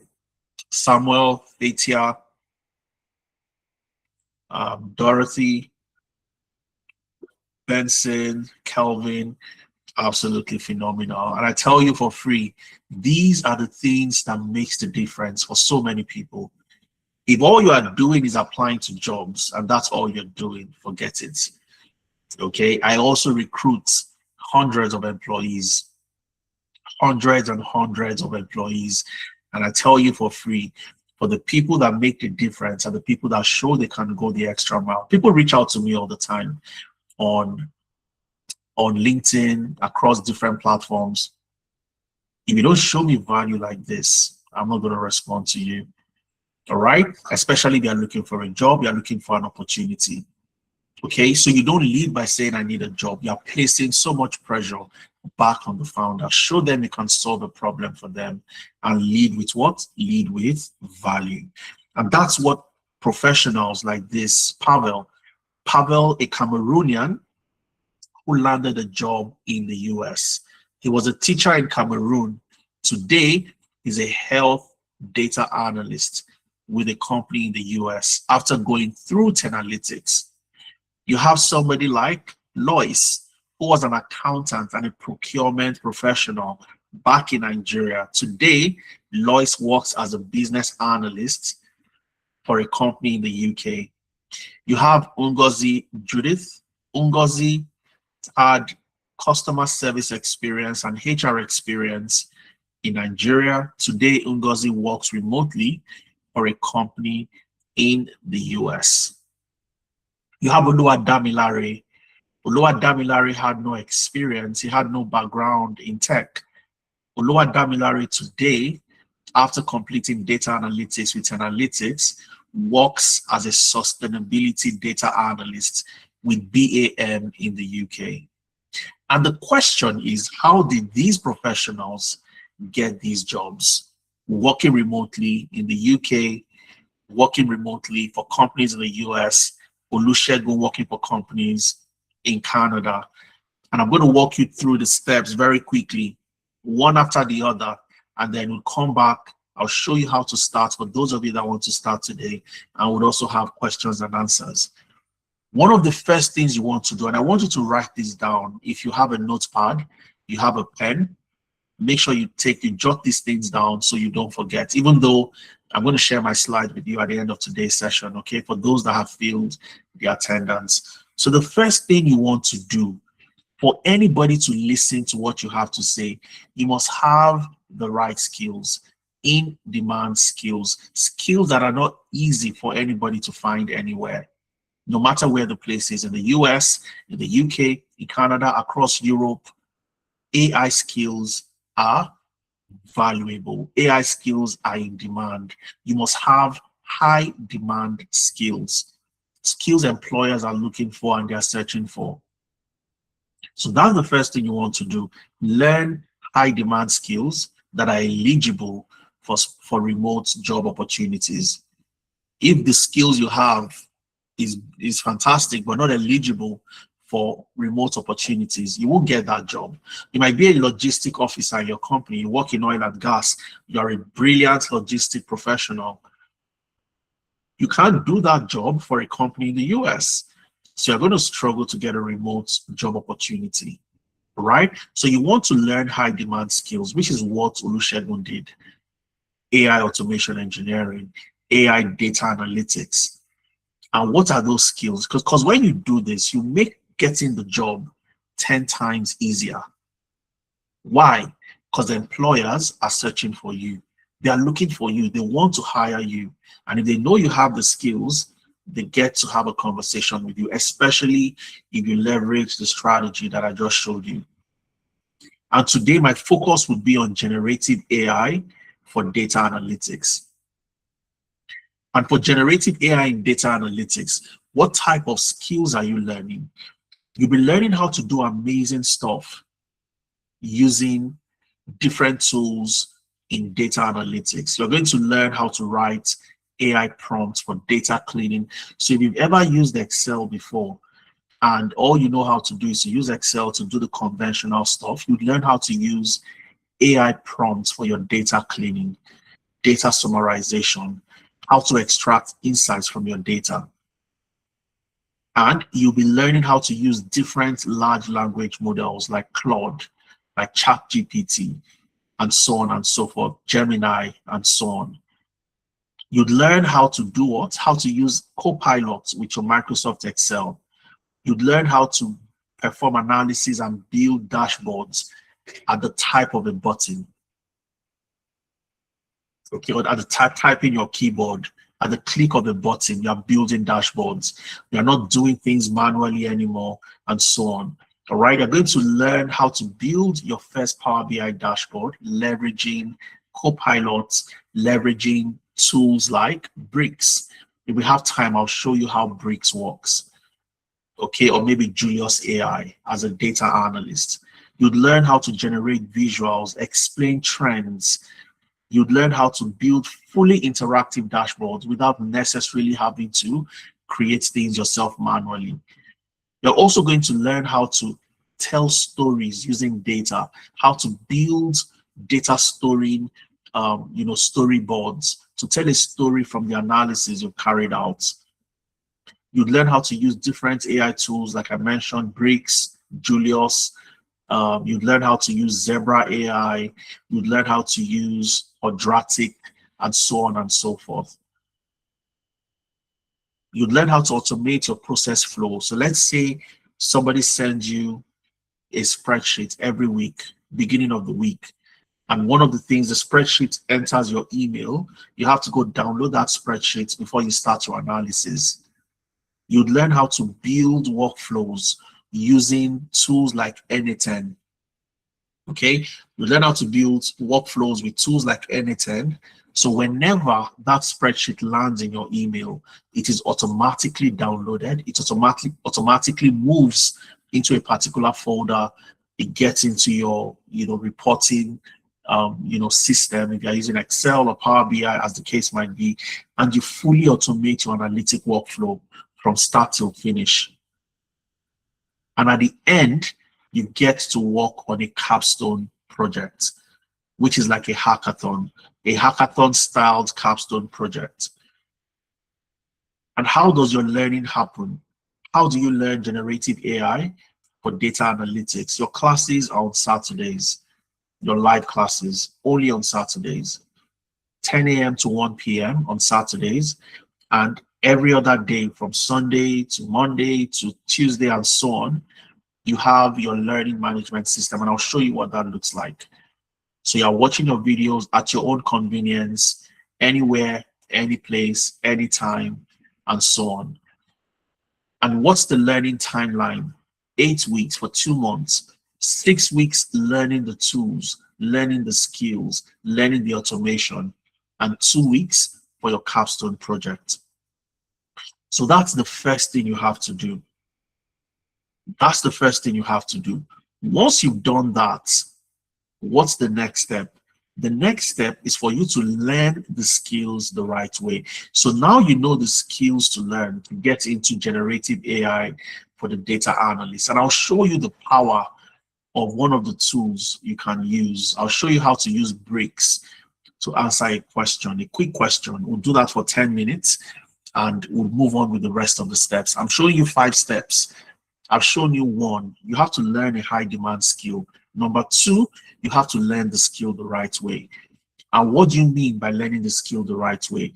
You have to learn in a project-based environment, which means you are learning by doing the job.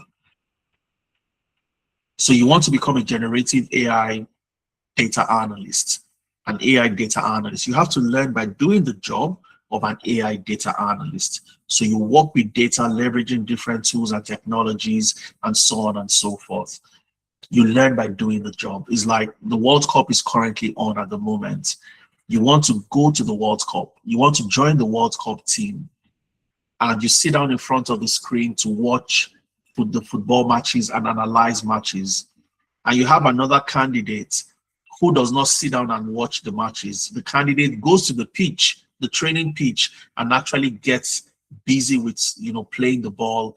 They get injured, they fall down, they get up, they get shouted on, and they make the mistakes, they correct their mistakes. The person who is learning by watching videos, the football matches, and the person who is learning by playing the match itself would have different outcomes. The person who is playing the match, who gets injured, who treats the injury, who makes mistake, correct the mistakes, who falls down and gets up again, that's the person that will know how to play the ball. And that's how you have to learn. You have to learn by doing the job. And then you have to showcase your work by building a portfolio. So when you learn and you solve problems, you must build a portfolio to showcase what you can do. So I'm going to show you what a portfolio looks like very quickly. So if you click on this link right here, okay, it's going to bring up a portfolio for you. And this is a portfolio for, one of our participants who has solved so many problems. And the reason why you need a portfolio is, imagine you want to get a remote job. And imagine I'm at the other side, I'll get to interview you to know the level of skills you have, how good you are, the quality of the things you've done before. I want to see evidence. I don't care about what you tell me you can do. I want to see what you have done before. That's the only way I believe you can do the job for me. All right. So you must have a portfolio to showcase what you've accomplished, the quality of the work you've done. This is a project showing, smoking health risk analysis. So for somebody that smokes, you built a dashboard to show how smoking has impacted the different organs within the human body. Okay. And the beauty about this is anyone anywhere in the world can interact with it. So I can be in Canada today, I can click on this link. You can be in the US, you can click on the link and you can see what this gentleman has built. You can click on it, interact. Okay, so I can see somebody that smokes, damaged heart. I can click to see the kidney, and once I click on this, the kidney would appear. It is interactive. I can see the average age, the total patients that have damaged kidney due to smoking, 174, their average age, the average BMI. I can click on the liver and I can see how the liver has been affected by smoking. 207 patients. The average age is 52.5. The average BMI is 28.9. I can see other metrics that has been created. And this was created using what? Power BI.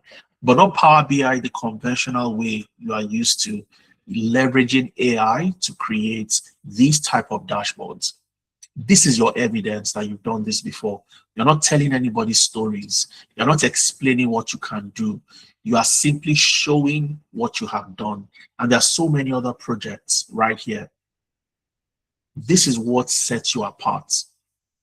So when you've had that conversation with Esther, and Esther says, hey, this is fantastic. I like your presentation. I love what you can do. Can I see what you've done similar to what you want to do for me? You have the link to your portfolio. All you have to do is share the link and Esther can see all the things you've done. And that's where you seal the deal, because you're not just telling Esther that this is what I can do for you. You are showing her what you've done before as evidence that you can do the job. And that's why a portfolio is absolutely critical. Remember, you're not competing with other Nigerians. You're not competing with other Africans. You are competing with everybody across the globe. You have to stand out. And this is one of the ways for you to stand out. All right. So I'm going to show you very quickly. We're going to do this very quickly. Okay. I'll show you how you can leverage a tool like Bricks, okay, to analyze data. And you see the power of AI very quickly as an AI data analyst. Okay, as an AI data analyst, you see the power of AI. Remember, the reason why you would get a job easily, a remote job easily, is what? Learn a high demand skill that is eligible for remote job opportunities. Number two is learn the right way. And what's the best way to learn? Learn in a project-based environment, which means you are learning by doing the job. And then you showcase your work by building a portfolio. I just showed you what a portfolio looks like. Let's answer this question very quickly using Bricks AI. Okay, using Bricks AI. And let's work together on this. You work in a hospital or you're consulting for a hospital. And this hospital currently faces congestion. Too many people in the hospital, and is leading to what? Bed shortages. You don't have enough beds for people anymore. And inpatient cost is rising. The hospital management wants to know, how can we improve bed utilization? How can we improve cost efficiency and the quality of care in this hospital? And for them to answer these questions, they want to know how the length of stay affects, how the length of stay varies by different medical conditions, how it varies by department and by bed type. So what that means is how long a patient stays in the hospital. Does it affect, does a patient stay longer in the hospital based on the medical condition? So for somebody who has a headache and somebody who has a broken leg, who stays longer, and how does that affect the congestion we currently have in the hospital? They also want to know by department, do patients in oncology stay longer than patients in orthopedics? All right, and they want two questions answered. Which medical condition has the longest length of stay? And second question is, which department has the longest length of stay? These are the two questions they want to answer. And you have a data set that looks like this, a very large data set. And you need to answer these two questions. Normally, what would happen is you get this data into Excel, or you get this data into Power BI, and you start to do your analysis. That will take a lot of time. So what do we want to do? We want to use an AI tool to do it in 5 minutes. The management wants this done urgently. And according to them, they feel that this is likely going to take them take you 24 hours to do this analysis. But you do it in 5 minutes and you show them what you've done. They will be marveled that you are fantastic. All right, but let me ask you this question. Let's try to answer the question without using AI. Okay, so here you have the visit ID, you have the patient ID, admission date, discharge date, length of stay, that's how long the patient stayed in the hospital, the medical conditions, you have the departments, the doctor ID, and the hospital beds. Now, let's try to answer question number 1, and I want you to participate. Which medical condition, this is the medical condition, right? Which medical condition has the longest length of stay? So this is the length of stay, which is how long the patient stayed in the hospital. So which medical condition, based on what you can see, just type into the chat, which medical condition has the longest length of stay? I'd like to know your thoughts. Type in the chat.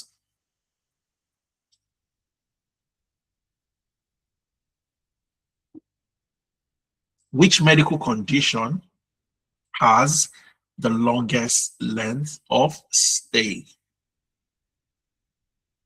Which medical condition has the longest length of stay? I haven't seen any feedback yet. Okay, Bello has sent.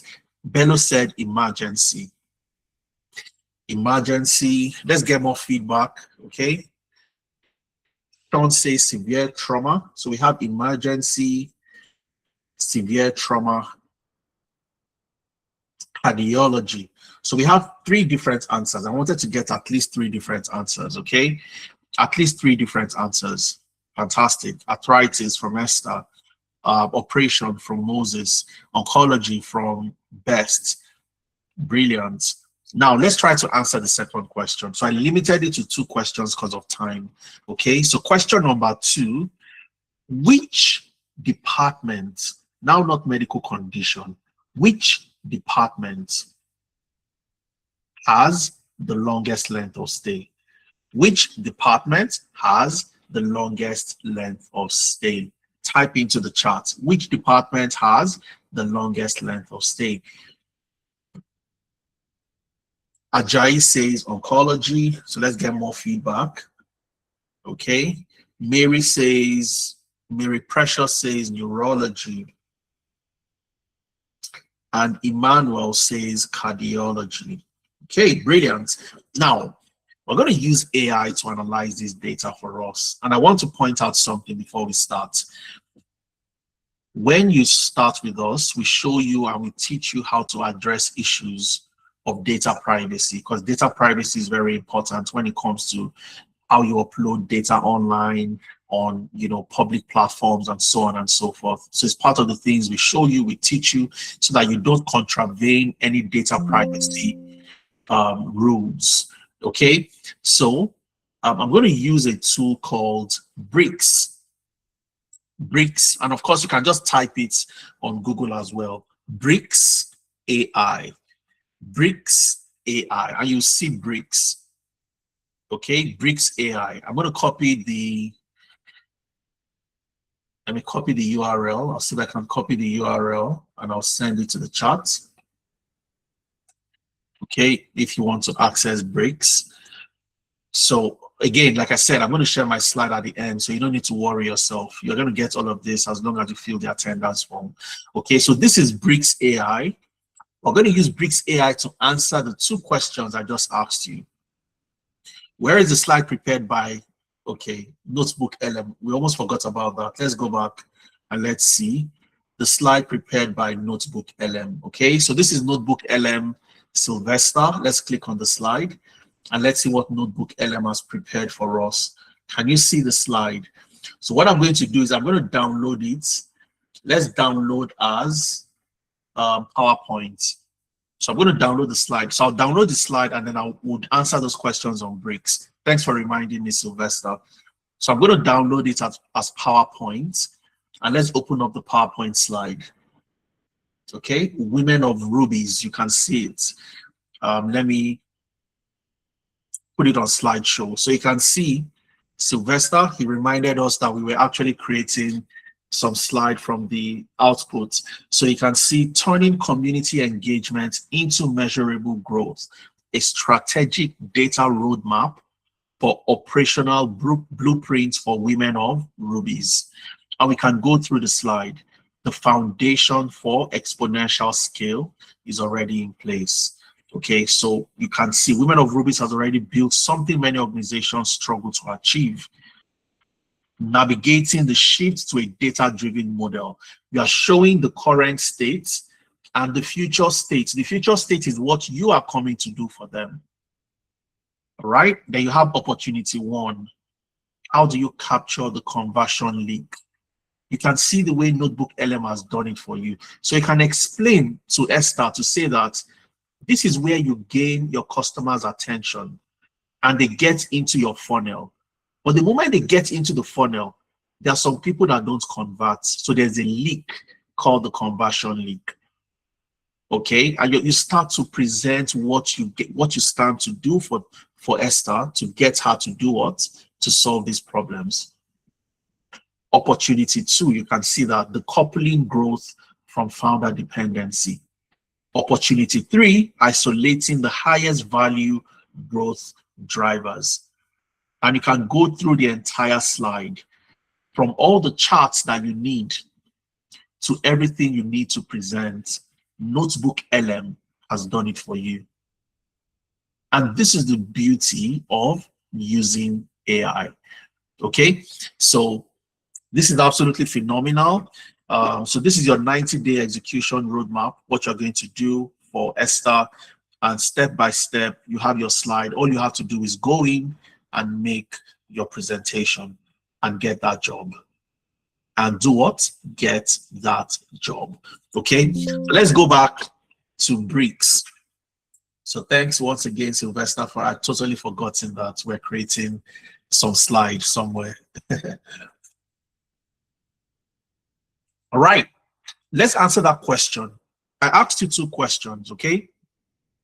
Length of stay by department, and I asked you length of stay by condition, medical condition. So I'm simply going to type in a very simple prompt on Bricks, and I'll say generate an interactive dashboard answering these 2 questions. Question number 1, answer the question, which medical condition has the longest length of stay? Question number 2, which department has the longest, let me just copy this, has the longest length of stay? Okay, so these are the 2 questions. Which medical condition and which department? I don't want to stress myself. I want AI to do it for me. So I'm going to attach the data, that snippet of data that I shared with you. I'll attach the entire data and upload on Bricks. So I go to attach file. I'm going to look for that, the data set, hospital data set. Click on open. Okay, and I upload the hospital data set. And the moment I do this, what next? I'm going to click on what? Create dashboard. Create dashboard. Okay, so you're going to see this. It's going to work within 2 minutes. Work within about 2 minutes. So preparing your data, planning the layout and blocks, crafting blocks, generating insight, generating summary, finalizing dashboards. This is the beauty of AI. You don't guess, you don't do things manually, you can do things automated. You can automate your processes, automate the flow, and it's a lot easier for you to present. Okay, so we're going to wait for it. This time around, this takes a lot faster than Notebook LM. So we're going to wait and see, and we'll see what it looks like. Those 2 questions that I asked you, we're going to answer those 2 questions again. Okay, we'll answer those 2 questions again, and let me see if you'd be able to get it this time around. All right, we'll answer those 2 questions again. Which medical condition? So it's creating the blocks. After that, it's going to generate insights. It's generating insights right now. After that, it generates a summary and finalizes the dashboard.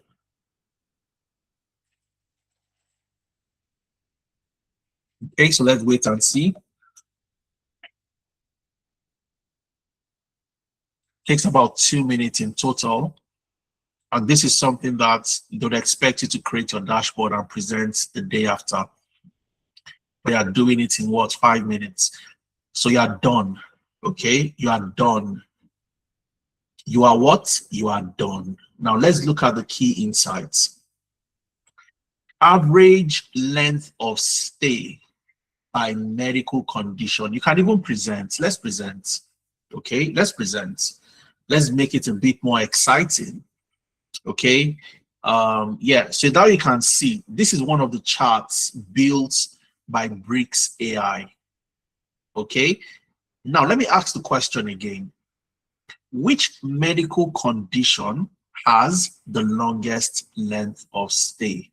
Now, from what you can see, average length of stay by medical condition, which medical condition has the longest length of stay? Type into the chat.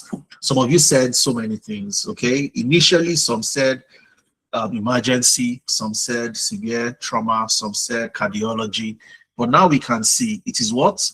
Tumor. Very clear. Okay, we've answered that question and AI did it for us. And the beauty is what? It is also interactive. You build, you can download as a PowerPoint, you can make some edits, you can download as Excel, you can make some adjustments and so on and so forth. Okay, so you don't just have to take exactly what you get.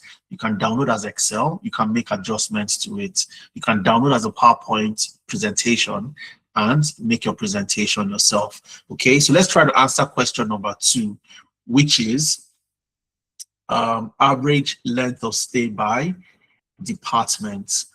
Okay, which department has the longest length of stay? So let's focus on this.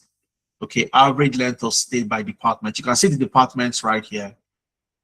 You can see the colors right here. Okay, and you can see the one with the longest length of stay, the department with the longest what? Length of stay.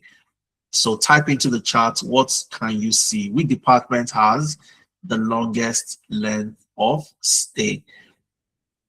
Type into the chat. Bello says oncology. Emanuela says oncology. Esther says oncology.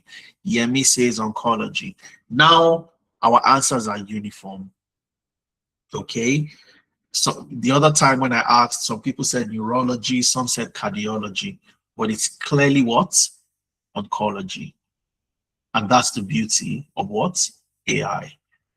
Okay, so you can see the full presentation right here. You can see the full presentation. You can download this. You can download this as PowerPoint. You can download it and export to Excel, and you can make adjustments to the charts and so on. You can export it to Tableau and so on. Okay, if I download this as Excel, I can make adjustments in my Excel, maybe change some calculations, add some more data, and so on and so forth. That's the beauty of what Bricks can do for you. So remember the strategies I was sharing with you. Learn a high demand skill, a skill that not everybody would know how to use. And when you do that, number two is learn it the right way in a project-based environment, and you also learn it by building a portfolio. So whenever you solve a problem, have evidence that you've done that thing before. Have what?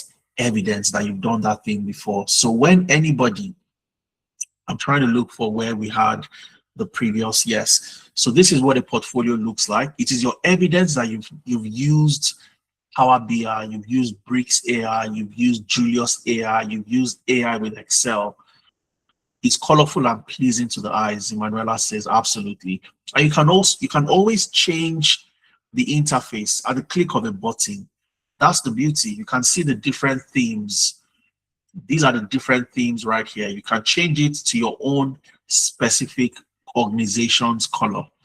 Okay, I can change this to this color, for example. I can change it to dark. You can make adjustments to it and so on.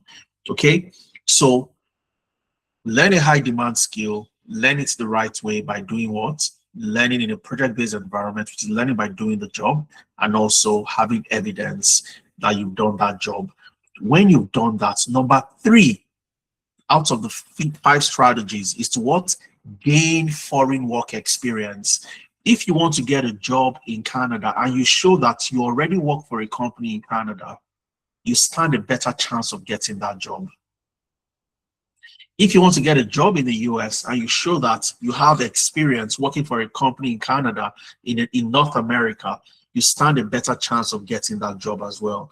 So you have to gain foreign work experience. And how do you do that? Very simple.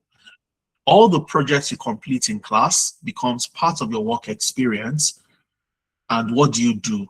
You also list Tenalytics business as part of your work experience. And you must always have evidence in the form of a portfolio. I'll show you what that looks like on LinkedIn practically. Okay, so if you go on LinkedIn, for example, right? If you go on LinkedIn, let's go on LinkedIn. Let's search for somebody. Let's search for Bukola, or Busola rather, Busola Adesonya. So that's Busola right there. Now, Busola, if you look at Busola's profile, she currently works for Desjardins Insurance in Canada. Prior to that, what did she do? She worked as a data analyst with Tenalytics in Canada, working what? Remotely. So the fact that Busola could show that she had worked with Tenalytics working remotely, it gave this company, Desjardins, the confidence that Bukola has worked with a company in Canada. And what does that mean? It means she has the experience. She knows how to integrate with the Canada work culture to get that job.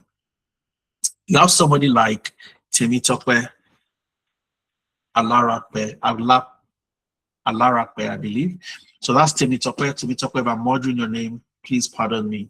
So that's Temitope. If you look at Temitope's experience, she's also working with Tenalytics on contract remotely.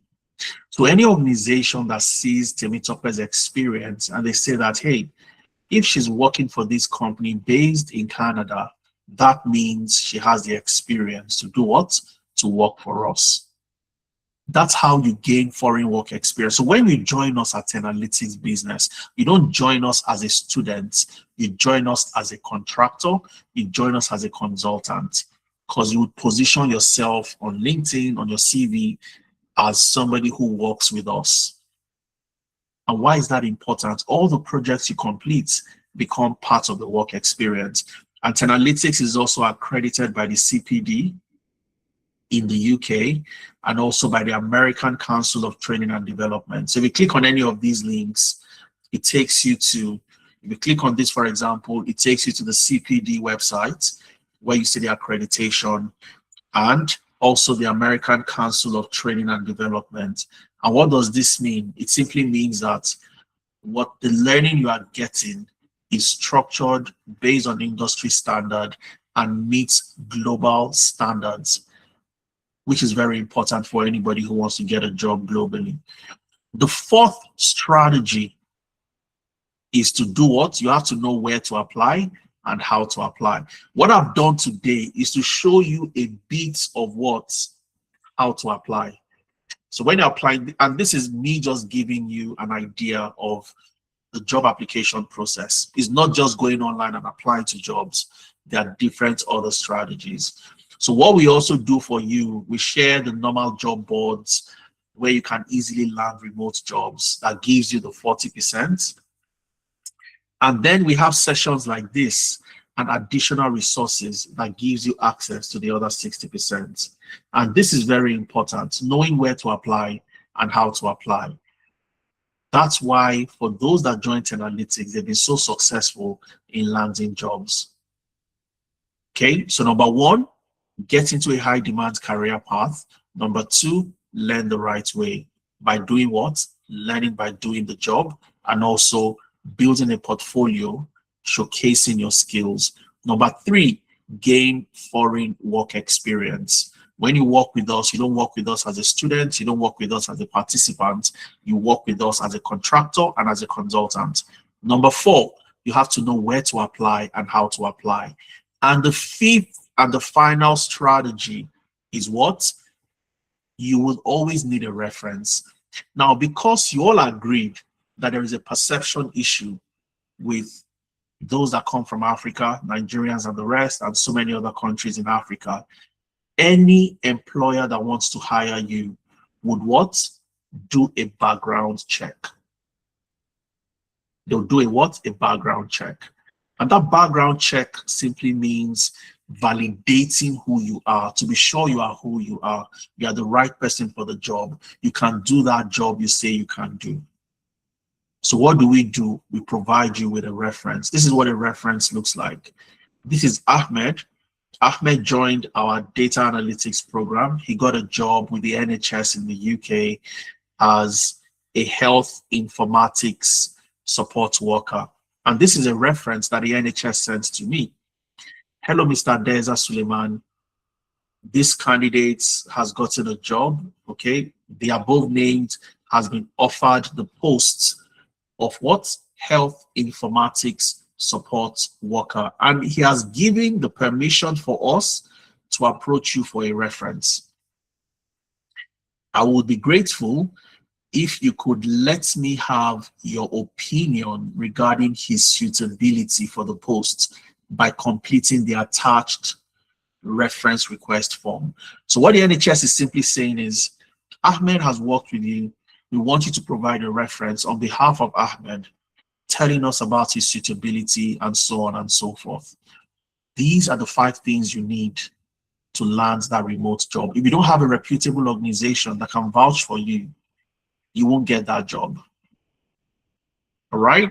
So from how we started in terms of the approach to what you need to get, the skills, the knowing how to learn, building a portfolio, and so on and so forth, up until the point where we have you requesting for a reference. These are the things you need in your arsenal to ensure you get that job and you keep the job. And the way we help you do this, we call it the Learn, Package, and Apply.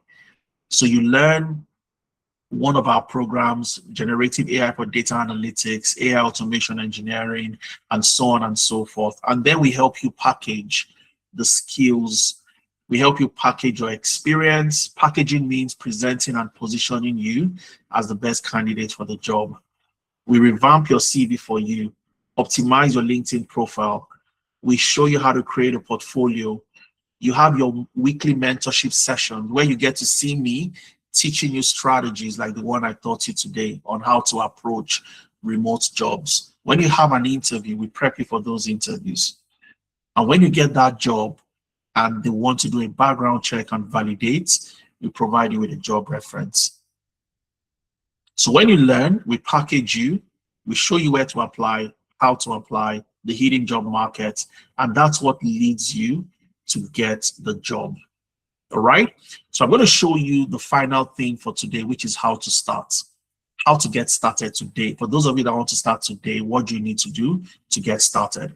And before we do that, I want you to listen to Olusegun. Remember, we talked about Olusegun, who got a job with a company in Canada as an AI automation engineer.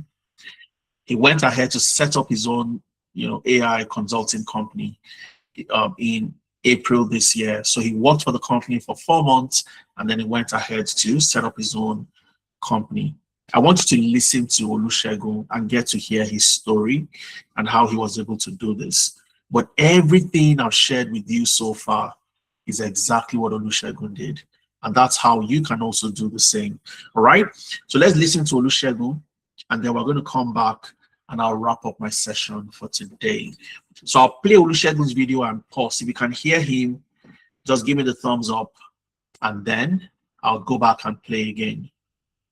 Hi everyone, my name is... Give me the thumbs up if you could hear. Okay, fantastic. So let's listen to Olusegun very quickly, and then I'll tell you how you can start your journey today. Sit back, relax, and enjoy. Hi everyone, my name is Olusegun Agbalade, and if anyone had actually told me a year ago that I'll be working in tech, building AI automations, I honestly would have actually laughed it out. I started my career in accounting with zero tech background. I had curiosities, I had a lot of self-doubt, but I had this constant feeling that I wanted more. For wanting more will not actually get me there. So I told myself that I needed a structure, I needed guidance, and I needed a clear path in which the analytics business gave to me. Over 11 months, I moved from data analysis to data science, and now AI automation engineering. It wasn't pretty, to be sincere, it wasn't pretty. There were days I felt behind, there were days I wanted to quit. But with the guidance of my tutor, great tutor, Abdullah Musa, I kept showing up. I kept building projects, and I shared most of those projects on LinkedIn. That changed everything. LinkedIn became my proof of work, it became my portfolio, it became my voice. People could actually see on my profile what I was building, not just read on my CV what I was building. Eventually, it paid off. I landed the tech role not by luck, but by skills that I've gathered over time. So if you're actually watching this and you feel stuck, hear me clearly. Don't give up. Growth is slow before it's visible. Stay consistent because it works. Thank you, the analytics business, for granting me that platform to scale high. Thank you very much. All right, so that's Olusegun's story. Phenomenal professional. He had tried to do so many things for so long until he decided to learn AI automation, and he's doing very well for himself. Within the space between November last year and now, he went from getting a remote job in Canada to setting up his own AI automation agency. Absolutely phenomenal. So one question I'd like to ask is, looking at what Olusegun has done, looking at every single thing I've shown you how to do today, are you comfortable where you are right now? Just type in a yes or no into the chat. Do you want more? Are you comfortable where you are right now? Are you comfortable? If you are comfortable where you are, perhaps this will just be for you to learn and sit at home, but you want to get something more. Are you comfortable where you are? I am made for more, yeah, me. Absolutely phenomenal. All right, I want to level up. Absolutely, David. Athea says, no, I want more. All right, so I'm going to show you how to get started. For people like Olusegun was like you.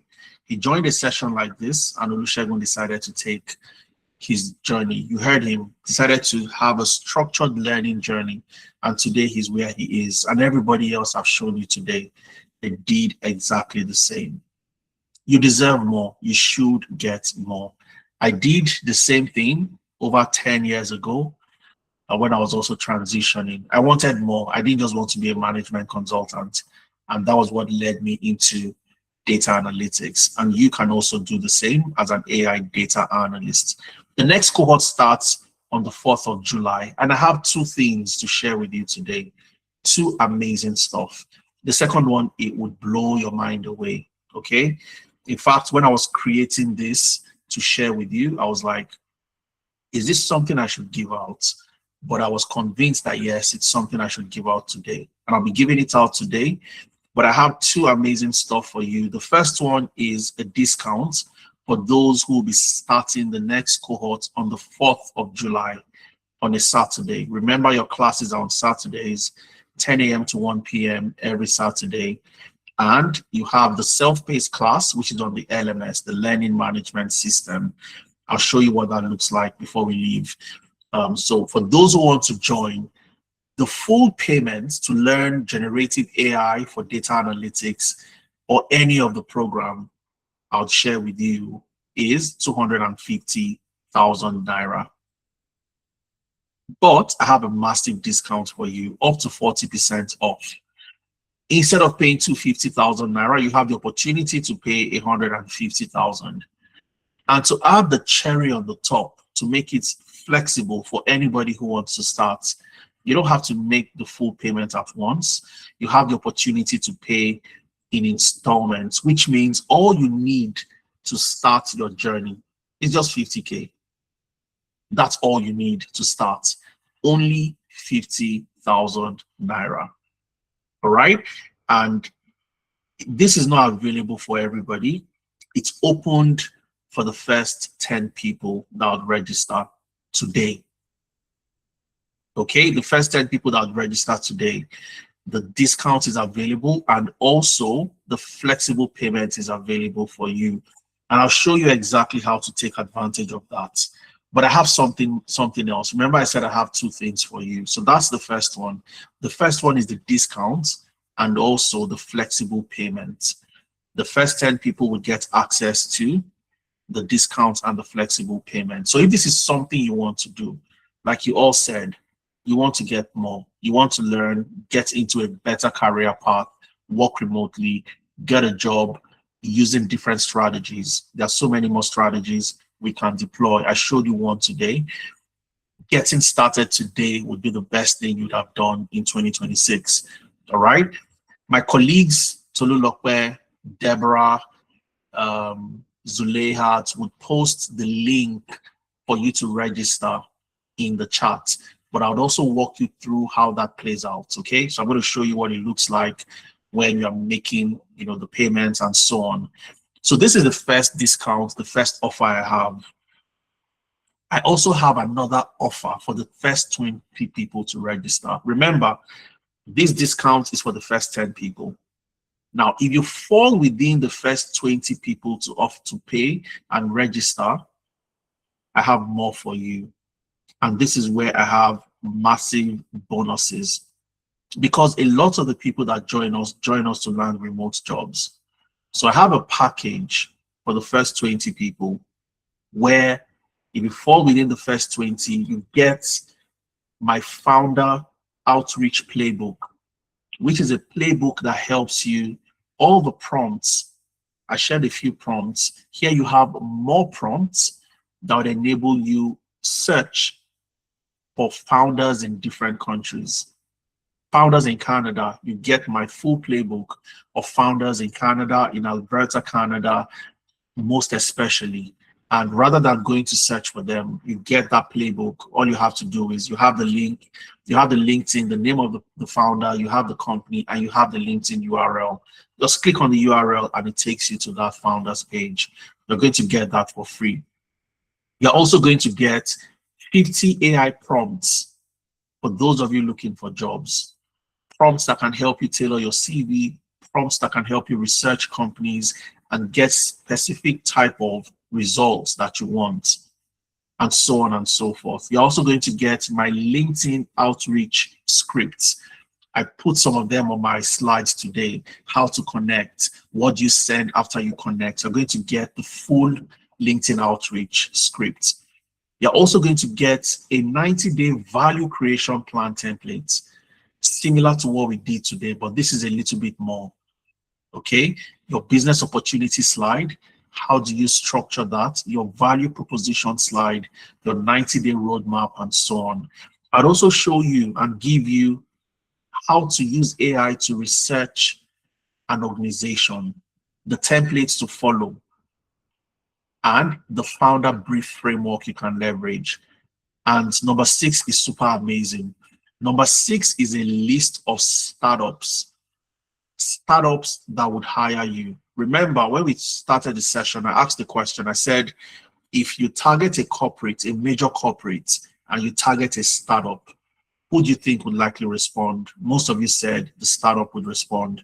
So I collated a list of startups in Canada, startups in the UK, startups in the US that you can easily reach out to, and they give you that audience for you to get into their organization. So I have that list. I'm also going to make it available to you. It's easy for you. Rather than going to research for different startups, you already have that list available for you. And finally, you have a workbook I'm going to share with you. It's a 30-day job challenge workbook. So you'd have your daily plan. Day 1, this is what you need to do. Day 2, day 3, up to day 30. Everything you need to do to ensure that you land a remote job, everything is made available. The value of everything here is over $1,000, but I'm giving it out for free. I did a session like this about 2-3 weeks ago, and somebody asked me, why are you doing this?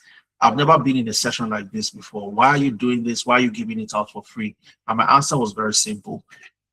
Our mission and our goal is to help people of the Black community, Africans and people of the Black community, to land high-paying jobs. All right, that's the mission for us. So for those who would fall into the first 20 people to register, you get access to this for free. In addition to the discounts and so many other amazing stuff, you also stand to gain. All right, so I'm going to show you how to register for those that want to register. And of course, I'm going to take questions before we wrap up for today.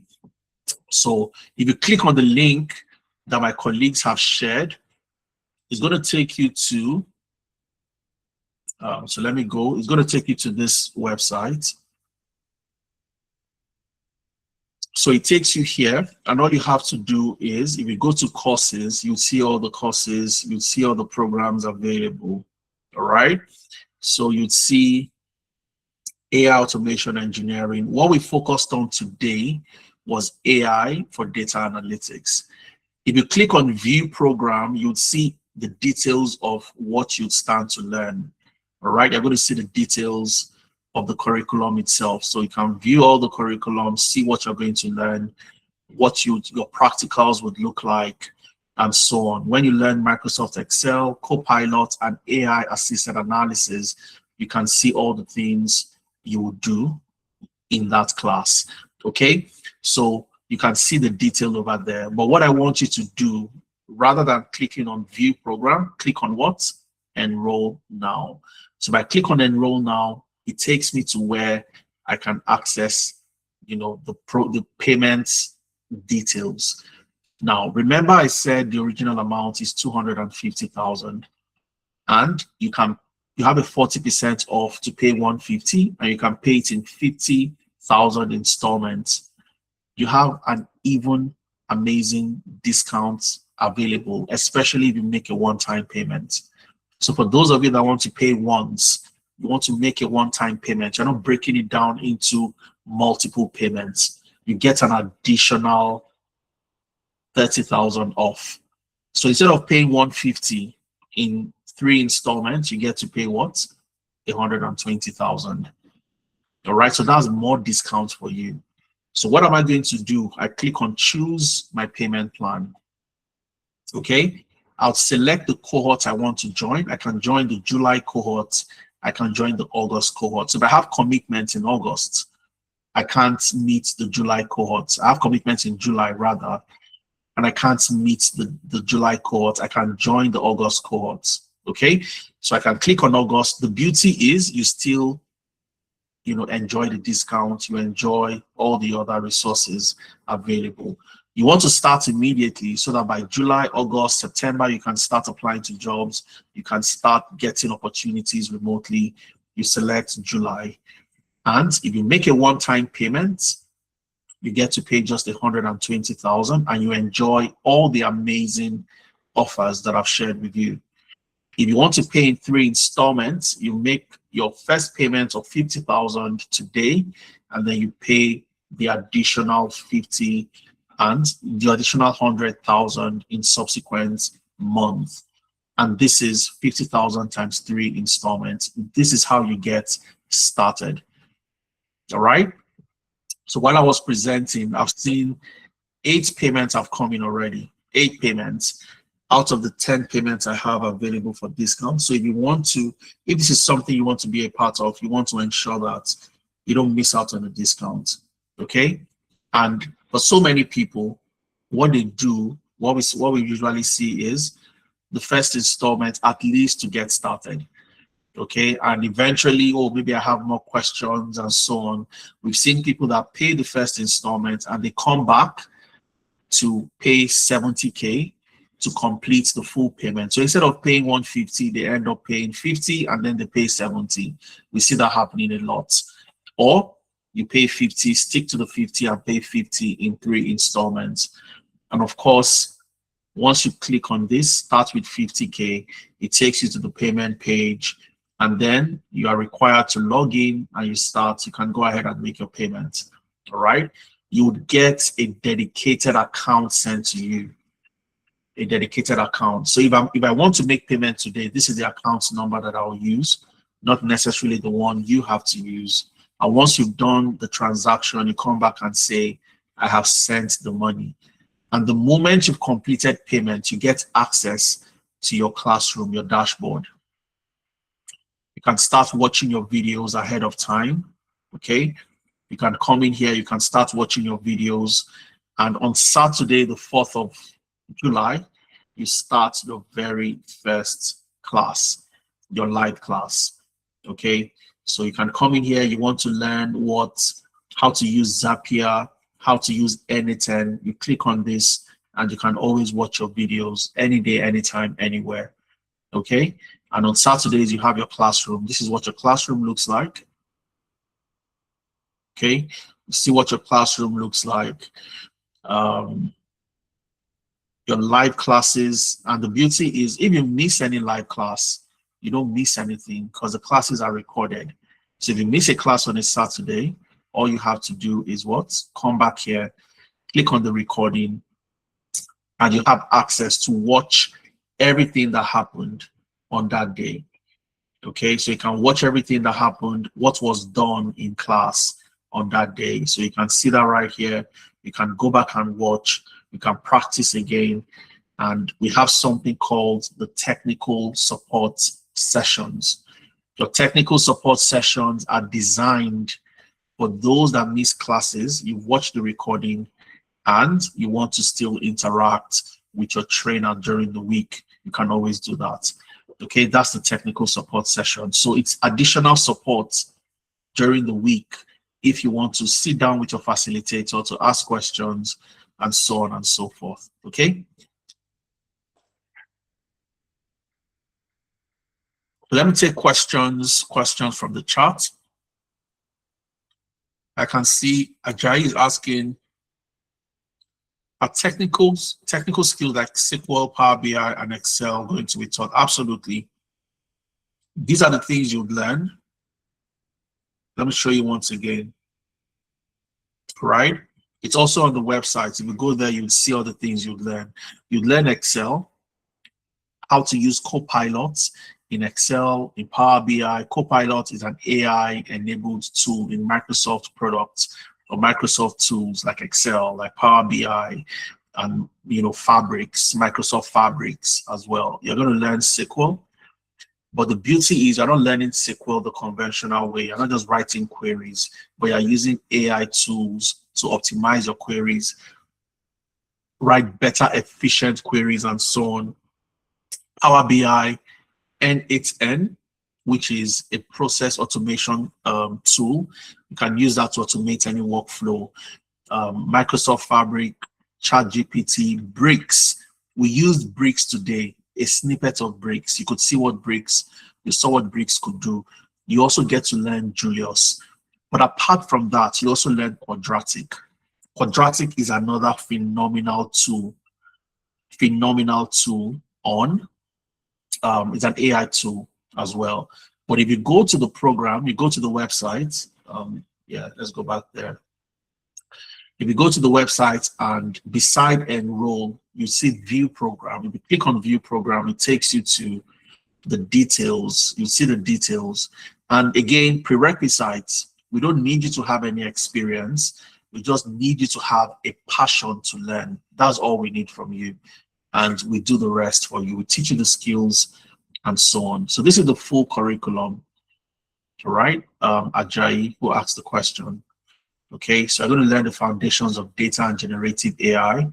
You'll learn Microsoft Excel, Copilot, and AI-assisted analysis, Power BI, Copilot, AI-driven dashboards, enterprise AI analytics and deployment. So you learn how to use Microsoft Fabric, which is a fantastic environment for automation as a data analyst.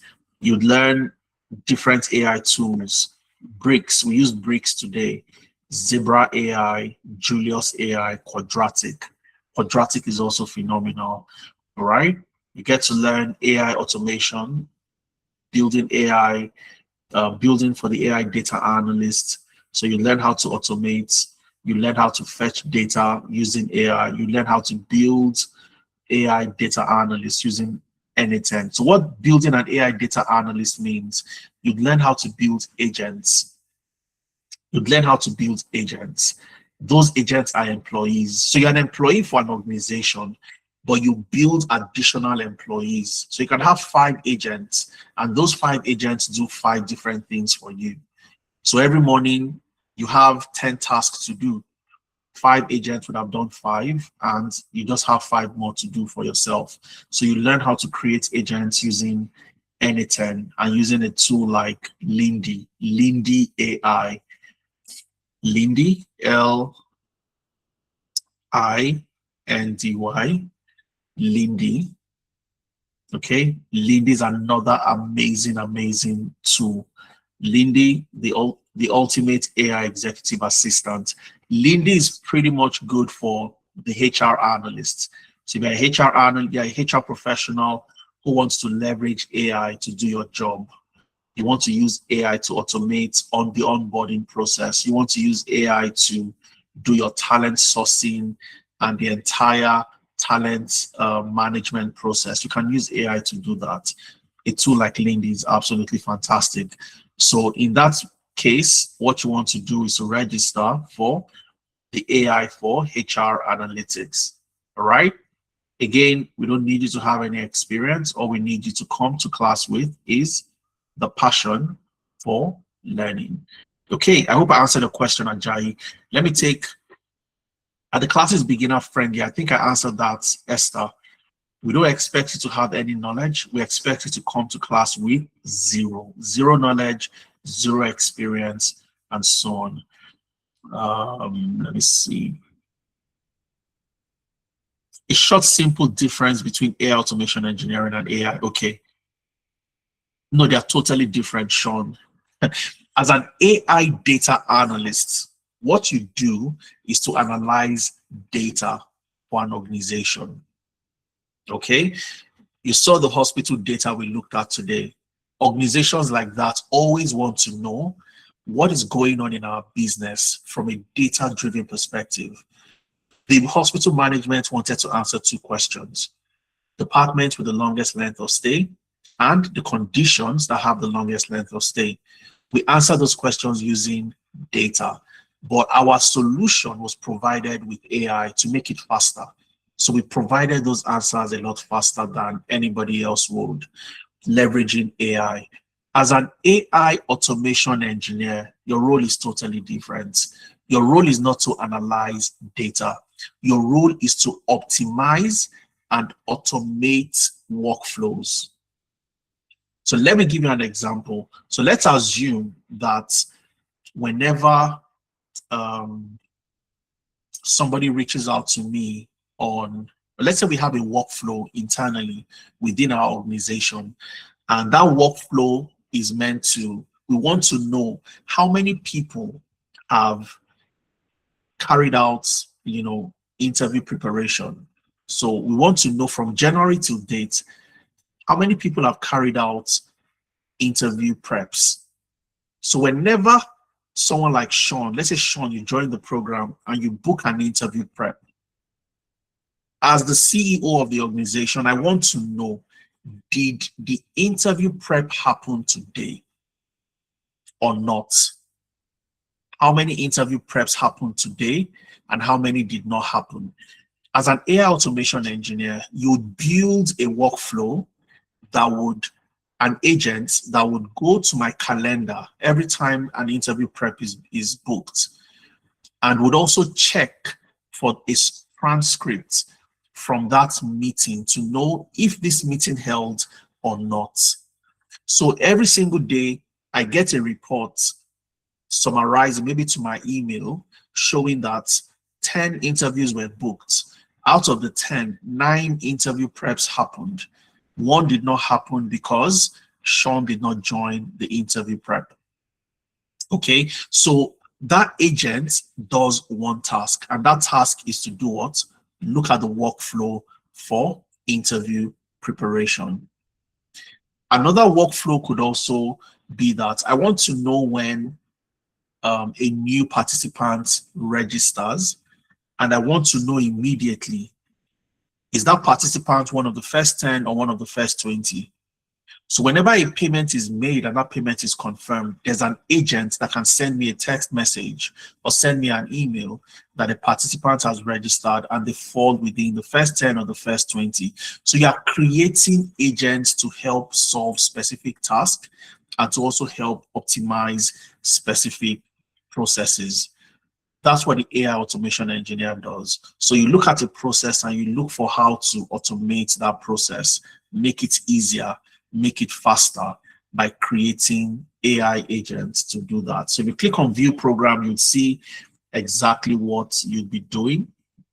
So what you'd learn how to get APIs from, OpenAI. Okay, you'd learn how to use Zapier to build automations, and so on and so forth. So N10 is going to be one of the major tools you're going to learn how to use, because N10 is what you'd use to build your workflows. Zapier as well is an AI automation tool. And here you're going to build your first working AI automation tool. Okay, and I'll show you a particular tool that the current cohort is building in class. Let me show you what they're building in class.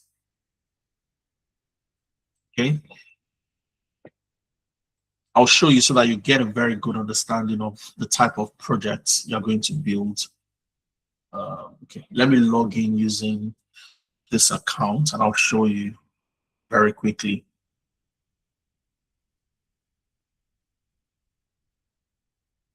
So it's an agent that gathers the news for you from different news websites, from BBC, from CNN, and so on. So it gathers the news and it sends you the major headlines as a text message every single day. And these are the things, and it's a voice AI as well. So you just, the same way you use Siri, hello Siri, or the way you use, your different AI voice prompts. You talk to the AI and it gets you the results. I'm going to wait for this to sign me in. I'm not sure why it's taking time, but let me see if I can get it somewhere else. Okay, let me check here.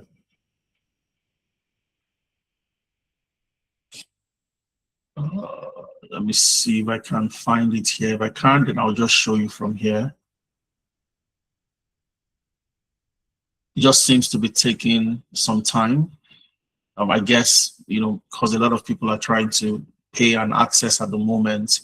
So it's just taking a while. But I'm going to come back and I'll show you. But that's the current project that people are working on now. They're working on a project that you speak a prompt, you speak to the app that you build, and you tell the app, I want the latest headline today. And because you built the workflow to follow the prompt, after the prompt, it goes to the BBC, it goes to CNN, it goes to specific news outlets. It scrapes the headline for that day, and it sends you a text message automatically. All right. I hope that answers your question. So it's different from you analyzing data yourself. You're not analyzing the data yourself. Okay, still trying to sign me in. I'm just going to wait for that to come up. If it does come up, I'll show you exactly what that project looks like. It's quite interesting. Let me see. Which will you say is more high in demand? All of them, between AI data analytics and AI. The interesting thing, Esther, is as an AI data analyst and an AI HR analyst, you are learning the exact same thing. The only difference is, as the AI HR analyst, you get to work more on HR projects. We are learning the exact same technologies. I'll show you. Okay, so if you go to view program for AI, for the HR analyst, you get to see, okay, you are learning HR analytics and generative AI. All right, you get to learn Excel, Copilot, Excel and Copilot. Does that look and sound familiar, like for the data analyst as well? You're also learning Power BI, Copilot for the HR dashboard, Enterprise HR. You're going to learn that using Fabrics as well. You'd learn Julius AI, Quadratic, Zebra AI, Bricks AI. You remember I showed all of this in the AI data analyst. HR analytics, automation, and AI agents. So you're going to build agents as well using what? N8N. One of the agents you build is an agent that helps you streamline your recruitment process. I did something last week. We built an automation live on the call. And what that automation did was, you want to hire a particular candidate, right? And the candidate would send an email to apply. So you provided an email for candidates to apply. They have to put something on the header to say, okay, maybe you're hiring for a project manager. They have to send that email with the subject project manager. You, as the AI HR professional, what you do is you create an automation that would look at any email that has project manager, look at the email, download the CV, analyze the CV based on this criteria. You can set the criteria yourself. The criteria is, this person should be living in Lagos or living in this place. This person should have experience in Power BI, SQL, Excel, and this person must have good communication and presentation skills. You set the criteria. Then you also include some logic, which says, if the candidate meets the criteria, send an email to book an interview. Okay, so book an interview. If the candidate does not meet the criteria, send them a rejection email, encourage them to apply some other time, and so on. So we built something like that last week. Let me see if I can show you. It's analytics business. Okay, so maybe you can go back and watch, and it's absolutely phenomenal. We did that last week. Let me look for it. Yeah, I think that's it right there. So that's me. Smarter and not faster. Okay. Okay, so let's see. We use Lindy AI this time around. We use Lindy. Okay, so we built an AI-powered employee using what? Lindy. And we use that to create. So just like the way we did using Bricks, we built an AI that could help us with recruitment. All right, we built an AI that could help us with recruitment. So as an AI data analyst or an AI HR professional, you learn the same tools, you learn the same technologies. The only difference is that as an AI HR professional, your focus is on building, analyzing HR data, building HR agents, and so on and so forth. Okay. I hope that answers your question.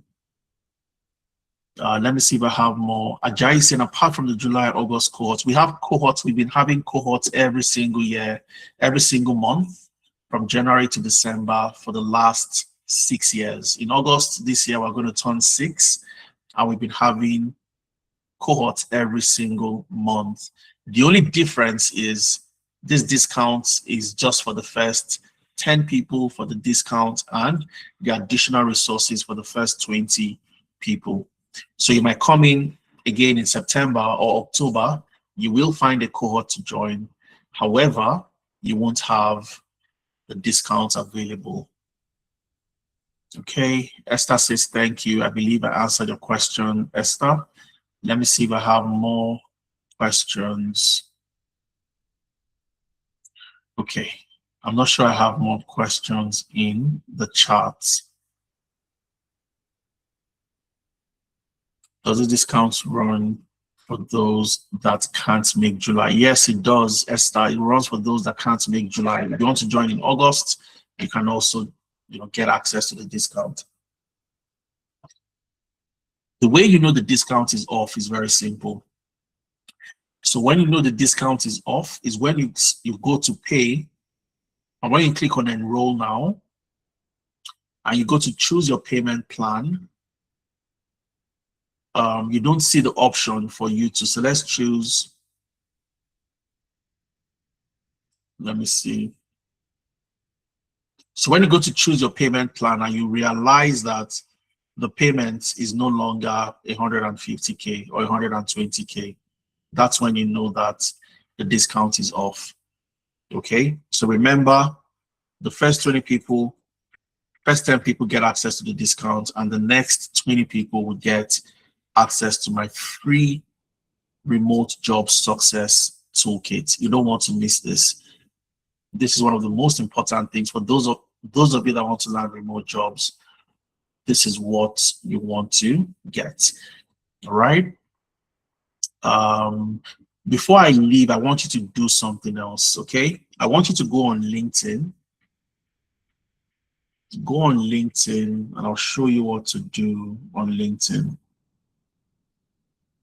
Okay, so go on LinkedIn, and I want you to follow both Tenalytics Business and also follow myself. Okay, so if you search for me, Adeza Suleiman, you'd see this picture right here. That's me.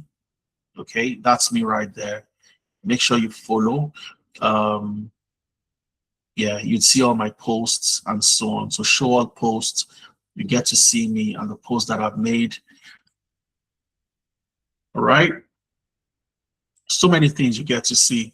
All right, so that's me in Vancouver. That was last month. Myself and the co-founder attended the Web Summit in Vancouver, Canada. Oops. So that's me. That's the co-founder right there. It was an amazing, amazing event. So that's me.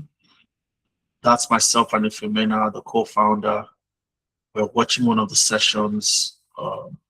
So that's Ifemena, the co-founder, and that's me. All right. So follow me, connect with me on LinkedIn. And again, also follow Tenalytics Business. Okay. So search for Tenalytics Business and get to follow the amazing stuff that we do. We currently have, a hackathon ongoing, and amazing people are joining. There's an amazing, we have amazing prizes to be won, $5,000 to $10,000. All right. So this is something that is currently ongoing, and you want to be a part of it. This is Armstrong, created a workflow and is showing what he has built. All right. So follow us across platforms, Instagram, Facebook, and the rest. And I look forward to helping you on this journey to getting into the tech ecosystem. what's the LinkedIn profile? The LinkedIn profile for me, this is analytics business. I can share the link in the chat for you. Let me send this to you. Yeah. So that's analytics business link. Okay. And I'll also share mine as well for those of you that I'd love to follow. I'd love to engage and interact with you as well. Okay, so that's me.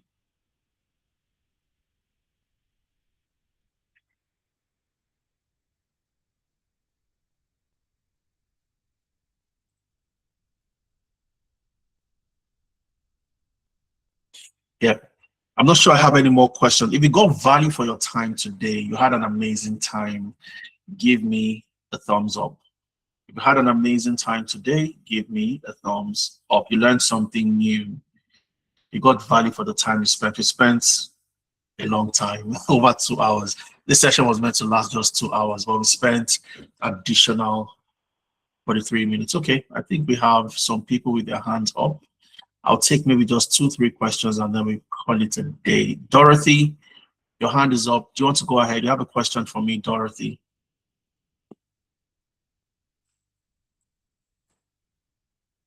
Dorothy, do you have a question for me?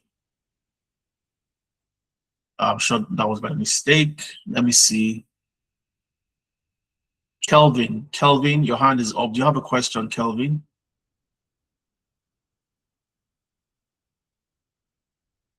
You are speaking, you are muted. I can see your hand is up. I guess you wanted to give the thumbs up or something, and then you mistakenly raised the hand.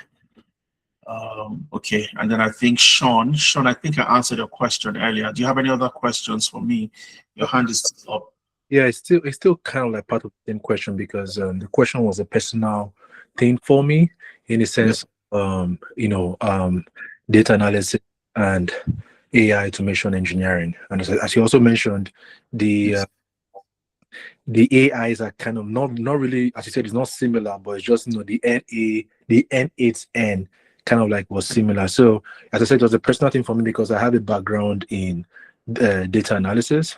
Though I worked with the co-founder of Analytics for Amdari, and so I worked with them and everything, but I didn't get a job because, let me say, true to my own way. Like I got interviews, but I didn't get a job for that. So in my own head, I have this imposter syndrome, thinking that I'm still not good enough because of the interviews and all that.